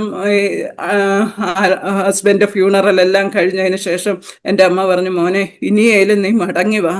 ഇനി ഹല്ലേലൂയ നീ ജീവിതത്തിൽ ഒറ്റപ്പെട്ടു പോവും. നിനക്ക് ഞങ്ങളുടെ കാലം കൂടെ കഴിഞ്ഞാൽ നിനക്ക് ആരും കാണത്തില്ല, നീ ഒറ്റയ്ക്കായി പോവും. ആരും നിന്നെ സപ്പോർട്ട് ചെയ്യത്തില്ല. ഞാൻ പറഞ്ഞു, അമ്മ, ഇത്രയും നാൾ ആരാ കൂടെ ഇരുന്നേ? ഇത്രയും നാൾ ദൈവം ഞങ്ങളെ നടത്തിയില്ലേ? ആ ദൈവം ഇനിയും കാണും കൂടെ. അമ്മ വിഷമിക്കണ്ട, അമ്മ സന്തോഷമായിട്ടിരിക്കും, ഒന്നും ഭാരപ്പെടണ്ട, ദൈവമുണ്ട് ഞങ്ങളുടെ കൂടെ. അങ്ങനെ പറഞ്ഞു. ഹല്ലേലൂയ, സ്തോത്രം. തിരിച്ച് ഞാൻ ഈ ദേശത്ത് കടന്നു വന്നപ്പോഴത്തേക്ക് ഒത്തിരി ഭാരമായിരുന്നു എനിക്ക്. കാരണം പെട്ടെന്ന് ഒരു സുപ്രഭാതത്തെ അനിയത്തിയുടെ വേർപാട് 1.5 മാസം കഴിഞ്ഞപ്പോഴത്തേക്ക് പ്രിയപ്പെട്ടവനും ഈ ലോകത്തിൽ നിന്ന് മാറ്റപ്പെട്ടു. ഇതെല്ലാം മനസ്സൊത്തിരി അസ്വസ്ഥമായിരുന്നു. നവംബർ ഞാൻ വിചാരിച്ചു ഞാൻ ദൈവത്തോട് ഒന്ന് ഇച്ചിരി നേരം അടുത്തിരുന്ന ഒരു ഉപവാസം 40 ദിവസം ഒന്ന് ഉപവസിച്ച് പ്രാർത്ഥിച്ചൊന്ന് മനസ്സൊന്ന് ക്ലിയർ ചെയ്യുക. ഒത്തിരി ഡിസ്റ്റർബ്ഡ് ആയിരുന്നു ഞാൻ. ഹല്ലേലൂയ. അങ്ങനെ ഞാൻ 40 ദിവസത്തെ ഉപവാസം എടുക്കാൻ തീരുമാനിച്ചു. പ്രാർത്ഥിച്ച് ആ ദിവസങ്ങളിലൊക്കെ ദൈവ തിരുസാന്നിധ്യം ഞാൻ വാസ്തവമായി അനുഭവിച്ചു. ദൈവത്തിന്റെ ആ ഇടപെടൽ, ആ പരിശുദ്ധാത്മാവിന്റെ അത്യന്ത ശക്തി എന്നിലേക്ക് ഇറങ്ങുവാൻ, ആ സ്നേഹം അനുഭവിക്കുവാനൊക്കെ ദൈവം എനിക്ക് കൃപ തന്നു. മുന്നോട്ട് പോകുവാൻ എന്നെ ബലപ്പെടുത്തി. ഹല്ലേലൂയ, സ്തോത്രം. 39 ദിവസമായപ്പോൾ ആ സമയങ്ങളിൽ എനിക്ക് ഒരു പ്രാർത്ഥനയും കൂടെ ഉണ്ടായിരുന്നു. ഞാനപ്പോ ഓർണമെന്റ്സ് ഉപയോഗിക്കുമായിരുന്നു. ആ സമയങ്ങളിൽ ദൈവമേ, ഇതിനെക്കുറിച്ച് എനിക്കൊരു കൺഫർമേഷൻ കിട്ടണം. ഈ ആഭരണം ഉപേക്ഷിക്കണോ വേണ്ടയോ? ഞാനും ചിന്തിച്ചിരുന്നത് ഇതൊന്നും ഒരു തടസ്സമല്ല ദൈവത്തെ ആരാധിക്കാൻ. നമ്മുടെ വസ്ത്രമോ നമ്മുടെ ഇതൊന്നും അല്ല, ആഭരണം ഇടുന്നോ ഇതൊന്നുമല്ല, നമ്മുടെ ഹൃദയമാണ് ഏറ്റവും ഇമ്പോർട്ടൻ്റ് എന്ന് തന്നെയാണ് ഞാനും ചിന്തിച്ചിരുന്നത്. അങ്ങനെ തന്നെയാണ്. എന്നിരുന്നാലും എനിക്ക് ഇത് ആഭരണം ഉപേക്ഷിക്കണോ വേണ്ട, അതിനൊരു കൺഫർമേഷൻ എനിക്ക് തരണം, ഇങ്ങനെ ഞാൻ പ്രാർത്ഥിച്ചിരുന്നു. 39 ദിവസമായപ്പം ഞാൻ ഇങ്ങനെ ബൈബിൾ എടുത്ത് വായിക്കാൻ, ആ സമയങ്ങളിൽ ഞാൻ റോമാലേഖനമായിരുന്നു വായിച്ചുകൊണ്ടിരുന്നത്. റോമാലേഖനം എടുത്തിട്ട് എനിക്ക് വായിക്കാൻ പറ്റുന്നില്ല, എനിക്കൊരു മടി. ഞാൻ വിചാരിച്ചു ചെറിയ ഏതെങ്കിലും അധ്യായം വായിക്കാമെന്ന് വെച്ച് ഞാൻ പെട്ടെന്ന് തുറന്നു. ഹോശേയ അധ്യായമായിരുന്നു. അതിൻ്റെ 1-ാമത്തെ അധ്യായം വായിച്ചു കഴിഞ്ഞ് ഞാൻ തറയിലിരിക്കുക. വായിച്ചു കഴിഞ്ഞ് ബൈബിള് തുറന്ന് എൻ്റെ മടിയിലുണ്ട്. ഞാനിങ്ങനെ അതിനിടയ്ക്ക് ചിന്തിച്ചു, ദൈവമേ, ഞാൻ ഇങ്ങനൊരു വിഷയം ദൈവത്തോട് ചോദിച്ചായിരുന്നല്ലോ, ഇതിനൊരു കൺഫർമേഷൻ എനിക്ക് വേണമെന്ന്. ഇന്ന് 39 ദിവസമായി, എനിക്കൊന്നും കിട്ടിയില്ലല്ലോ. ഇങ്ങനെ ചിന്തിച്ചുകൊണ്ട് ഞാൻ കുനിഞ്ഞ് ബൈബിളിലേക്ക് നോക്കുമ്പോൾ ഹോശേയ 2:13 എൻ്റെ കണ്ണ് ഡയറക്റ്റ് ചെന്ന് വയ്ക്കുന്നത്. അവൾ ബാൽ വിഗ്രഹങ്ങൾക്ക് ധൂപം കാണിച്ച് കുണുക്കും ആഭരണങ്ങളും കൊണ്ട് തന്നെ താൻ അലങ്കരിച്ച് ജാരന്മാരെ പിന്തുടർന്ന് എന്നെ മറന്നു കളഞ്ഞു. ആമേൻ, സ്തോത്രം. ഞാൻ പെട്ടെന്ന് കുണുക്കും ആഭരണവും അത് തന്നെ എൻ്റെ കണ്ണിൽ പെട്ടു. അപ്പൊ ഞാൻ വിറച്ചു പോയി. ദൈവമേ, ഇത് തന്നെ എങ്ങനെ വന്നു? ഞാൻ ചുമ്മാ നോക്കി എന്നെ ചെയ്യണമെന്നറിയത്തില്ല. അതിനുശേഷം അതിനോട് താഴോട്ട് കുറേ വചനങ്ങൾ ഞാൻ വായിച്ചു. ഞാൻ അവളെ വശീകരിച്ച് മരുഭൂമിയെ കൊണ്ടുചെന്ന് ഹൃദ്യമായി സംസാരിക്കും. നീ എന്നെ ബാലി ഉടയവനെ എന്നല്ല, ഈശി ഭർത്താവെ എന്ന് വിളിക്കുമെന്ന് യഹോവയുടെ അരുളപ്പാട്. കരുണ ലഭിക്കാത്തവളോട് ഞാൻ കരുണ കാണിക്കും. ആമേൻ, സ്തോത്രം. എനിക്ക് പ്രത്യേക ഒരു അഭിഷേകം എന്നിൽ ഇറങ്ങി. ഒരു ഹാലയിൽ ആ തിരുസാന്നിധ്യം ഞാൻ അനുഭവിച്ചു. ഉടനെ ഞാൻ വേറെ ഒന്നും നോക്കിയില്ല. അവിടെ ഇരുന്നുകൊണ്ട് എൻ്റെ കഴുത്തിലെയും കാതയിലെയും എല്ലാം ഊരി അങ്ങോട്ട് മാറ്റി വെച്ചു. ഒന്നും ചോദിക്കാനും പറയാനും ആരോടും പറയാനും ഒന്നും പോയില്ല. അപ്പോഴേ മാറ്റി വെച്ചു. അത് കഴിഞ്ഞ് ഹാലയിലുയ ഞാൻ യൂട്യൂബിൽ അതിനുശേഷം എണീറ്റിട്ട് യൂട്യൂബ് തുറന്ന് ആദ്യം ഒരു മെസ്സേജ് വരുന്നത്, ആദ്യം ഇത് ഈ ദൂത് നിനക്കുള്ളതെന്ന് ഹെഡിങ്. ഞാനത് അപ്പം ഞാൻ അതെന്താ അങ്ങനെ ഞാൻ തുറന്നു നോക്കിയപ്പോൾ ഒരു പാസ്റ്ററുടെ ഒരു മെസ്സേജ്. അതിൽ യെശയ്യാ പ്രവാചകൻ 54-ാം അധ്യായം. അതിൽ എന്നിട്ട് ആ ദേവദാസൻ ഇങ്ങനെ പറയുന്നു, ഇത് സഹോദരി നിനക്ക് വേണ്ടിയുള്ള ദൂതെന്ന് പറഞ്ഞിട്ട് പറയുന്നു. അതിൻ്റെ 4-ാം വാക്യത്തിൽ ഇങ്ങനെ ഭയപ്പെടേണ്ട, നീ ലജ്ജിച്ചു പോകുകയില്ല, ഭ്രമിക്കേണ്ട, നീ നാണിച്ചു പോകുകയില്ല. നിന്റെ യൗവനത്തിലെ ലജ്ജ നീ മറക്കും, നിന്റെ വൈധവ്യത്തിലെ നിന്ന നീ ഇനി ഓർക്കുകയുമില്ല. നിന്റെ ശ്രേഷ്ഠാവാകുന്നു നിന്റെ ഭർത്താവ്, സൈന്യങ്ങളുടെ യഹോവ എന്നാകുന്നു അവന്റെ നാമം. ഇസ്രായേലിന്റെ പരിശുദ്ധനാകുന്നു നിന്റെ വീണ്ടെടുപ്പുകാരൻ. മഹാകരുണയോടെ ഞാൻ നിന്നെ ചേർത്തുകൊള്ളും. പർവ്വതങ്ങൾ മാറിപ്പോവും, കുന്നുകൾ നീങ്ങിപ്പോവും, എങ്കിലും എൻ്റെ ദയ നിന്നെ വിട്ടുമാറുകയില്ല, എൻ്റെ സമാധാന നിയമം നീങ്ങിപ്പോകുകയുമില്ല എന്ന് നിന്നോട് കരുണയുള്ള യഹോവ അരുളി ചെയ്യുന്നു. ആമേൻ, സ്തോത്ര. ഇതിൽ പരം സന്തോഷം എനിക്ക് വേറെ എന്താ വേണ്ടേ? ഇതിൽ പരം വലിയ വാഗ്ദത്തം എനിക്ക് വേറെ എന്താ വേണ്ട ഈ ലോകത്ത്? ഹല്ലേലൂയ. എനിക്ക് ഭയങ്കര സന്തോഷമായി. എൻ്റെ ദൈവം എന്നെ ഇത്രയും സ്നേഹിക്കുന്നു. ഹല്ലേലൂയ, സ്തോത്രം. ഹല്ലേലൂയ. ഇത്രയും ബലപ്പെടുത്തിയല്ലോ. ഹല്ലേലൂയ. അതെ, ഞാൻ 40 ദിവസം ദൈവ തിരുസന്നിധിയിൽ ഇരുന്നെങ്കിൽ ഞാൻ എണീക്കുമ്പോൾ അധികം സന്തോഷത്തോടെ ആയിരുന്നു. ഹല്ലേലൂയ. ഇത്രയും നാൾ ജീവിതത്തിൽ അനുഭവിക്കാത്ത ഒരു സന്തോഷത്തോടെ, ആ സ്വർഗീയ സമാധാനത്തോടെ എനിക്ക് എഴുന്നേൽക്കുവാൻ കഴിഞ്ഞു. ഹല്ലേലൂയ. അതെ, മറ്റുള്ളവർ നോക്കുമ്പോൾ ചിലപ്പോൾ ശരിയോ ഇവളിങ്ങനെയാണല്ലോ, ഇങ്ങനെ ആയിരുന്നല്ലോ എന്നൊക്കെ ചിന്തിക്കും. എന്നാൽ ഹല്ലേലൂയ, സ്തോത്രം, ഈ സമയങ്ങളിൽ ആ ദൈവത്തെ വാസ്തവമായി രുചിച്ചറിയുവാൻ, അനുഭവിച്ചറിയുവാൻ, ഹല്ലേലൂയ, ഈ കഷ്ടതയിലൂടെ കടന്നത് ഹല്ലേലൂയ നിമിത്തമായി ഇല്ല, തീർന്നു പോയി എന്ന് പറഞ്ഞിരുന്ന സ്ഥാനത്ത് നിന്ന് ദൈവം ഇത്രത്തോളം ഞങ്ങളെ വഴി നടത്തി. പ്രിയപ്പെട്ടവനെ 20 വർഷക്കാലം ജീവിപ്പാൻ ദൈവം സഹായിച്ചു. ഒരു മകനെ ഹല്ലേലൂയ, സ്തോത്രം, ഞങ്ങൾക്ക് ദാനമായി തന്നു. അവനിപ്പോൾ 12-ാം ക്ലാസ്സിൽ പഠിക്കുന്നു. ഹല്ലേലൂയ, സ്തോത്രം. അതെ, ഹല്ലേലൂയ. ആ മകനെ ഞാൻ ചർച്ചിൽ അവനെ കാണണമെന്ന് ഞാൻ പ്രാർത്ഥിച്ചു. അവൻ്റെ 10-ാമത്തെ വയസ്സ് മുതൽ അവൻ ചർച്ചിൽ പിയാനോ വായിക്കുന്നു. ഇപ്പോഴും അത് ആരാധനയ്ക്ക് അവൻ പിയാനോ വായിക്കുന്നു. അതെ, ഇന്നും അവനെ കാണുമ്പോൾ, അവൻ മെമ്മറി വേഴ്സ് പറയുമ്പോൾ എല്ലാം എനിക്ക് കണ്ണ് നിറയാതെ എനിക്ക് നോക്കാൻ പറ്റത്തില്ല. എൻ്റെ ദൈവം വിടുവിച്ച്, അതെ അപ്പ ഈ ആലയത്തിൽ എൻ്റെ ഒരു തലമുറ എണീറ്റ് നിന്ന് അവിടുത്തെ സ്തുതി കാണണമെന്ന് പ്രാർത്ഥിച്ചു. അതുപോലെ തന്നെ കൺമുന്നിൽ കാണിച്ചു തന്നെ. അതെ, എന്നെ അപ്പം ഞാൻ കൊയറിലൊന്നും ഇല്ലായിരുന്നു. എന്നെയും കൊയറിൽ എനിക്കും ദൈവം അതിന് അവസരം തന്നു. അതെ, നീ കണ്ണിൻ്റെ മുന്നിൽ തന്നെ കണ്ടു, മകൻ പിയാനോ വായിക്കുന്നു, നീ പാടി കണ്ണിൻ്റെ മുന്നിൽ കണ്ടു. അതുപോലെ തന്നെ ചർച്ചിൽ എവിടെ നിന്നാലും അവനെ കാണണമെന്ന് പ്രാർത്ഥിച്ചുകൊണ്ടായിരിക്കും. എവിടെ നിന്നാലും അവനെ കാണാം. അതുപോലെ ഹൈറ്റ് ഉണ്ട് മോന്. ആമേൻ, സ്തോത്രം. ദൈവം നീ കണ്ടോ, ചർച്ചിൻ്റെ എവിടെ നിന്നാലും നീ അവനെ കണ്ടോ എന്നുള്ള രീതിയിൽ അതുപോലെ നീളവും ഉണ്ട്. ഹല്ലേലൂയ, സ്തോത്രം. ഹല്ലേലൂയ. ദൈവത്തിന്റെ സ്നേഹത്തിനായിട്ട് ഞാൻ നന്ദിയോടെ സ്തോത്രം ചെയ്യുന്നു. ഹല്ലേലൂയ, സ്തോത്രം. സകലതിന് ഇന്ന് വരെ ഞങ്ങളെ നടത്തിയതിന് സ്തോത്രം ചെയ്യുന്നു. അതെ, ഹല്ലേലൂയ. അതെ, ഈ ലോകത്തിൽ നമുക്ക് പലതും നഷ്ടമായെങ്കിലും ഇതല്ല വലുത്. ഈ ലോകത്തിൽ അതെ നമ്മുടെ ജീവിതം ഏറിയാൽ 70 അല്ലെങ്കിൽ 80 ഒരു നിത്യതയുണ്ട്. ആ നിത്യതയാണ് നമുക്ക് ഏറ്റവും. ഹല്ലേലൂയ. ദീർഘനാള് പ്രിയ അപ്പച്ചൻ്റെ കൂടെ, ഹല്ലേലൂയ, ദൈവത്തിന്റെ കൂടെ ഒരു നിത്യവാസമുണ്ട്. അതിലാണ് നമ്മൾ ഹല്ലേലൂയ ലക്ഷ്യം വെക്കേണ്ടത്. അത് ഞാൻ പ്രത്യാശ വെക്കുന്നു. അത് പ്രാപിക്കാൻ ഞാൻ ആഗ്രഹിച്ചും പ്രാർത്ഥിച്ചും ഹല്ലേലൂയ ദിനം പ്രതി അതെ വചനപ്രകാരം ജീവിതത്തെ കറക്റ്റ് ചെയ്തുകൊണ്ട് മുന്നോട്ട് പോകാൻ ഞാൻ ശ്രമിക്കുന്നു. ഹല്ലേലൂയ, പ്രാർത്ഥിക്കുന്നു. ആമേൻ, സ്തോത്രം. അതെ, ദൈവം നമ്മുടെ സങ്കേതവും ബലവും, കഷ്ടങ്ങളിൽ ഏറ്റവും അടുത്ത തുണയാണ്. അതെൻ്റെ ജീവിതാനുഭവമാണ്. ഹല്ലേലൂയ, സ്തോത്രം. ഇത് പറഞ്ഞുകൊണ്ട് ഞാൻ എൻ്റെ സാക്ഷ്യത്തിൽ നിന്ന് വരുന്നു. ദൈവത്തിൻ്റെ സ്തോത്ര സിസ്റ്ററെ, ദൈവം സഹായിക്കട്ടെ. വളരെ വിശ്വാസം വർദ്ധിപ്പിക്കുന്നൊരു സാക്ഷ്യമാണ് കേട്ടത്. കാരണം ജീവിതത്തിൽ വലിയ തീച്ചുളയിലൂടെ കടന്നുപോയി നല്ല പതറാതെ നിൽക്കുവാൻ കർത്താവ് തുണ ചെയ്തു. അല്ലെങ്കിൽ നമുക്ക് കൂടെ കർത്താവ് ഇല്ലായിരുന്നെങ്കിൽ ഈ സാഹചര്യങ്ങളെ നേരിടാൻ പറ്റത്തില്ലായിരുന്നു. തളർന്നു പോകുമായിരുന്നു, ക്ഷീണിച്ചു പോകുമായിരുന്നു. കർത്താവിൻ്റെ കരം പിടിച്ചതാണ് ഇന്ന് ഈ സാക്ഷ്യമായി നിൽക്കുവാൻ കാരണമായി തീർന്നത്. നമ്മൾ ഈ ജീവിക്കുന്ന ലോകം വളരെ സ്വാർത്ഥമായ ലോകമാണ്. പലപ്പോഴും നമ്മൾ ഇന്ന് കാലത്ത് കാണുന്നത് ജീവിത പങ്കാളിക്കാണ് പ്രശ്നങ്ങൾ ഉണ്ടാകുന്നെങ്കിൽ പോലും അവരെ ഒറ്റയ്ക്കാക്കിയിട്ട് ഓടി രക്ഷപ്പെടുന്ന ആളുകളെ കണ്ടിട്ടുള്ളത്.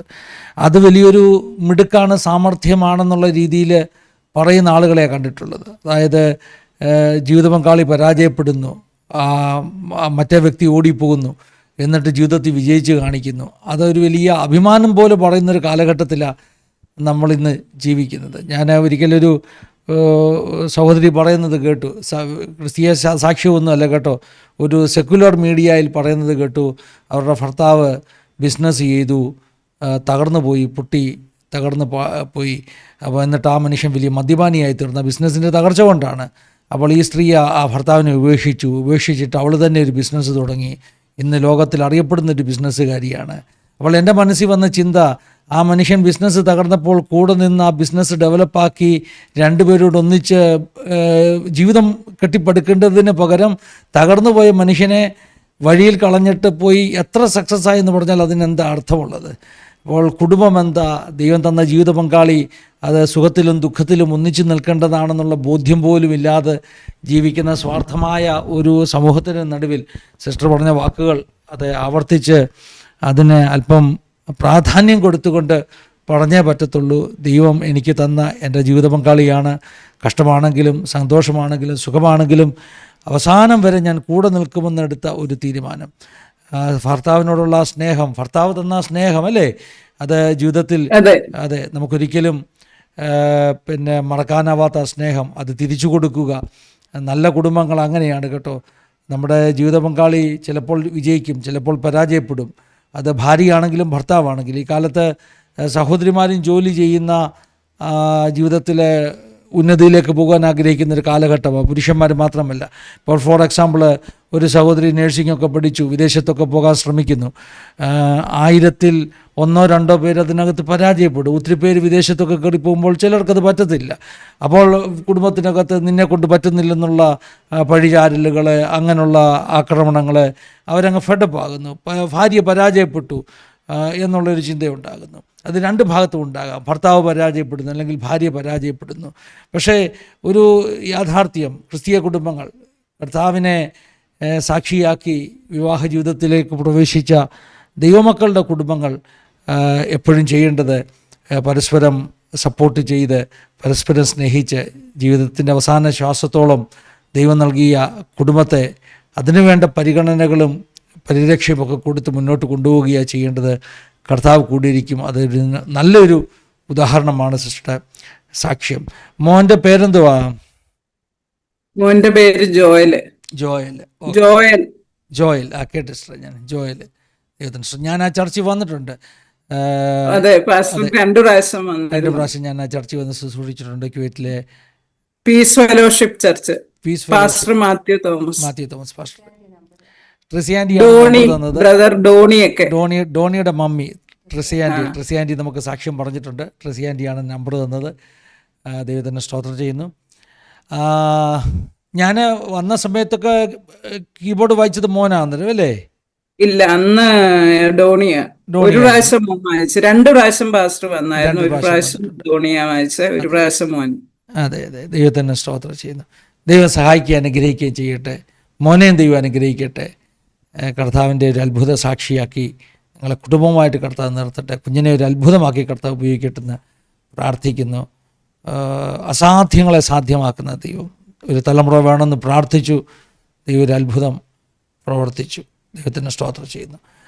നമുക്ക് പ്രാർത്ഥിക്കാം, നമ്മുടെ പ്രേക്ഷകർക്ക് വേണ്ടി പ്രാർത്ഥിക്കാം. ദൈവം ഇന്ന് ഈ സാക്ഷ്യം കേൾക്കുന്നവർ നിങ്ങളുടെ ജീവിതത്തിൽ വലിയ പ്രതിസന്ധികളിലൂടെ കടന്നു പോകുന്നവരായിരിക്കാം.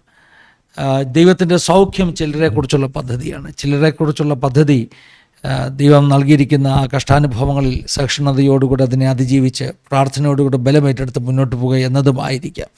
അപ്പോൾ ദൈവം എന്ത് നമ്മെക്കുറിച്ച് ആഗ്രഹിക്കുന്നു അതിനുള്ള കൃപ, അതിനുള്ള ബലത്തിന് വേണ്ടി പ്രാർത്ഥിക്കുക എന്നുള്ളതാണ് ദൈവത്തിൻ്റെ ഹിതം. നമുക്ക് ഒന്നിച്ച് പ്രാർത്ഥിക്കാം. സിസ്റ്റർ എന്നെ ചുരുക്കമായിട്ട് നമ്മുടെ വ്യൂവേഴ്സിന് വേണ്ടി ഒന്ന് പ്രാർത്ഥിച്ചാട്ടെ. ആമേൻ. ഹല്ലേലൂയ. സ്തോത്രം, സ്തോത്രം, സ്തോത്രം, സ്തോത്രം. വാഗ്ദത്തങ്ങളെ വിശ്വസ്തനും വാക്കുമാറാത്തവനുമായ ഞങ്ങളുടെ നല്ല കർത്താവേ, അപ്പാ സ്തുതിക്കുന്നു, സ്തോത്രം ചെയ്യുന്നു, മഹത്വം കരയറ്റുന്നു കർത്താവേ. ഹല്ലേലൂയ, സ്തോത്രം അപ്പാ, ഇങ്ങനെ ഒരു അവസരം ലഭിച്ചതിനപ്പാ ഹല്ലേലൂയ, ഞാൻ നന്ദി കരയറ്റുന്നു കർത്താവേ, മഹത്വം കരയറ്റുന്നു കർത്താവേ. ഹല്ലേലൂയ, സകല മഹത്വവും പൂഴ്ചയപ്പാ അവിടുത്തേക്ക്. ഹല്ലേലൂയ, ഞങ്ങൾ നിന്നതല്ല അപ്പച്ചനെ, അവിടുന്ന് അടിയങ്ങളെ നിർത്തിയതാ, നിലനിർത്തിയതാ. അവിടുത്തെ കൃപയാ, ദയ, മനസ്സലിവാ സമ്മതിക്കുന്നു കർത്താവേ. നന്ദി അപ്പാ, സ്തോത്രം സ്തോത്രം സ്തോത്രം. ഹല്ലേലൂയ, സ്തോത്രം കർത്താവേ. ഹല്ലേലൂയ, അവസരത്തിൽ ഹല്ലേലൂയ പ്രിയ പാസ്റ്ററിനെയും ഹല്ലേലൂയ സ്തോത്രം സിസ്റ്ററിനെയും അവരുടെ കുടുംബത്തെ ഹല്ലേലൂയ പ്രവർത്തന മേഖലകളെ എല്ലാം സമർപ്പിച്ച് പ്രാർത്ഥിക്കുന്ന കർത്താവേ. ഹല്ലേലൂയ, അവർ ചെയ്യുന്ന ഈ ദൈവവേല ശുശ്രൂഷകളെ അവിടുന്ന് മാനിക്കണമേ അപ്പാ. ഹല്ലേലൂയ, സ്തോത്രം. അതെ, അനേകരെ ഹല്ലേലൂയ സാക്ഷ്യത്തിലൂടെ ഈ പ്ലാറ്റ്ഫോമിൽ കൊണ്ടുവരുമ്പോൾ കർത്താവേ, അത് അനേകരുടെ വിശ്വാസത്തെ വർദ്ധിപ്പിക്കുക, അങ്ങനെയുള്ള വിശ്വാസത്തെ വർദ്ധിപ്പിക്കുവാൻ ഒരു മുഖാന്തരമാണല്ലോ കർത്താവേ. ഈ ശുശ്രൂഷകളെയൊക്കെ എൻ്റെ അപ്പച്ചൻ മാനിക്കുമാറാണമേ, കുടുംബത്തെ അനുഗ്രഹിക്കുമാറാണമേ എന്ന് പ്രാർത്ഥിക്കുന്ന കർത്താവേ. ഹല്ലേലൂയ, സ്തോത്രം. ഈ സമയം കർത്താവേ, ഇത് കേൾക്കുന്ന എല്ലാ വ്യക്തി ജീവിതങ്ങളെയും അപ്പാ സ്തോത്രം സമർപ്പിച്ചുകൊണ്ട് പ്രാർത്ഥിക്കുന്ന കർത്താവേ. നിരവധി ഭാരങ്ങളിൽ പ്രയാസങ്ങളിലൂടെ ഹല്ലേലൂയ മടുത്ത അവസ്ഥയിൽ കടന്നു പോകുന്ന വ്യക്തി ജീവിതങ്ങളെ സമർപ്പിച്ച് പ്രാർത്ഥിക്കുന്ന കർത്താവേ. അതെ, ഹല്ലേലൂയ, ഏത് സാഹചര്യത്തിലും കൂടെ ഇരിക്കുന്ന, അതേ കഷ്ടങ്ങളിൽ കൂടെ ഇരിക്കുന്ന ഒരു ദൈവത്തിന്റെ തിരു സാന്നിധ്യം കർത്താവെ അവർക്കും രുചിച്ചറിയുവാൻ തക്കവണ്ണം അങ്ങിൽ തന്നെ ഹല്ലേലൂയ, ഏത് പ്രതികൂലങ്ങൾ മുന്നിൽ വന്നാലും അങ്ങിൽ തന്നെ ആശ്രയം വെച്ചുകൊണ്ട് പിന്മാറിപ്പോകാതെ ഹല്ലേലൂയ മുന്നേറുവാൻ കർത്താവേ സ്തോത്രം സ്തോത്രം. ഓരോരുത്തർക്കും കൃപ കൊടുക്കുമാറാണമേ, അനുഗ്രഹിക്കുമാറാണമേ എന്ന് പ്രാർത്ഥിക്കുന്ന കർത്താവേ. ഹല്ലേലൂയ, സ്തോത്രം. പ്രാർത്ഥന കേട്ടിരിക്കുക, സ്തോത്രം. സകലതും യേശു ക്രിസ്തുവിന്റെ നാമത്തിൽ കൃപയോടെ കേൾക്കണം പിതാവേ. ആമേൻ. ആമേൻ, ആമേൻ, ആമേൻ. പിതാപുത്ര പരിശുദ്ധാത്മാവാകുന്ന ത്രിയേക ദൈവത്തിൻ്റെ കൂട്ടായ്മ, സഹവാസം, കാവൽ നമ്മളെല്ലാവരുടെ മേലും, പ്രത്യേകമായി നമ്മുടെ നടുവിൽ കടന്നു വന്ന ജീവിതാനുഭവങ്ങൾ പങ്കുവെച്ച പ്രിയ എലിൻ സിസ്റ്ററുടെ മേൽ, തൻ്റെ മകൻ്റെ മേൽ, തൻ്റെ ജീവിതത്തിൻ്റെ എല്ലാ മേഖലകളുടെ മേലും ഇന്നു മുതൽ എപ്പോഴും എന്നേക്കും ഉണ്ടായിരിക്കുമാറാകട്ടെ. Amen, amen, amen. Thank you sister. ഞങ്ങളുടെ എല്ലാ നന്ദി സ്നേഹം അറിയിക്കുന്നു. ദൈവം പിന്നെയും സിസ്റ്ററേയും മകനെയും കർത്താവ് അനുഗ്രഹിക്കട്ടെ, ശക്തമായിട്ട് അനേകർക്ക് അനുഗ്രഹമാക്കി വിടുതലായിട്ട് പിന്നെയും നിർത്തട്ടെ എന്ന് പ്രാർത്ഥിക്കുന്നു. ധാരാളമായി എല്ലാവരും അനുഗ്രഹിക്കട്ടെ. God bless you all. Have a wonderful day. Thank you for watching. God bless you.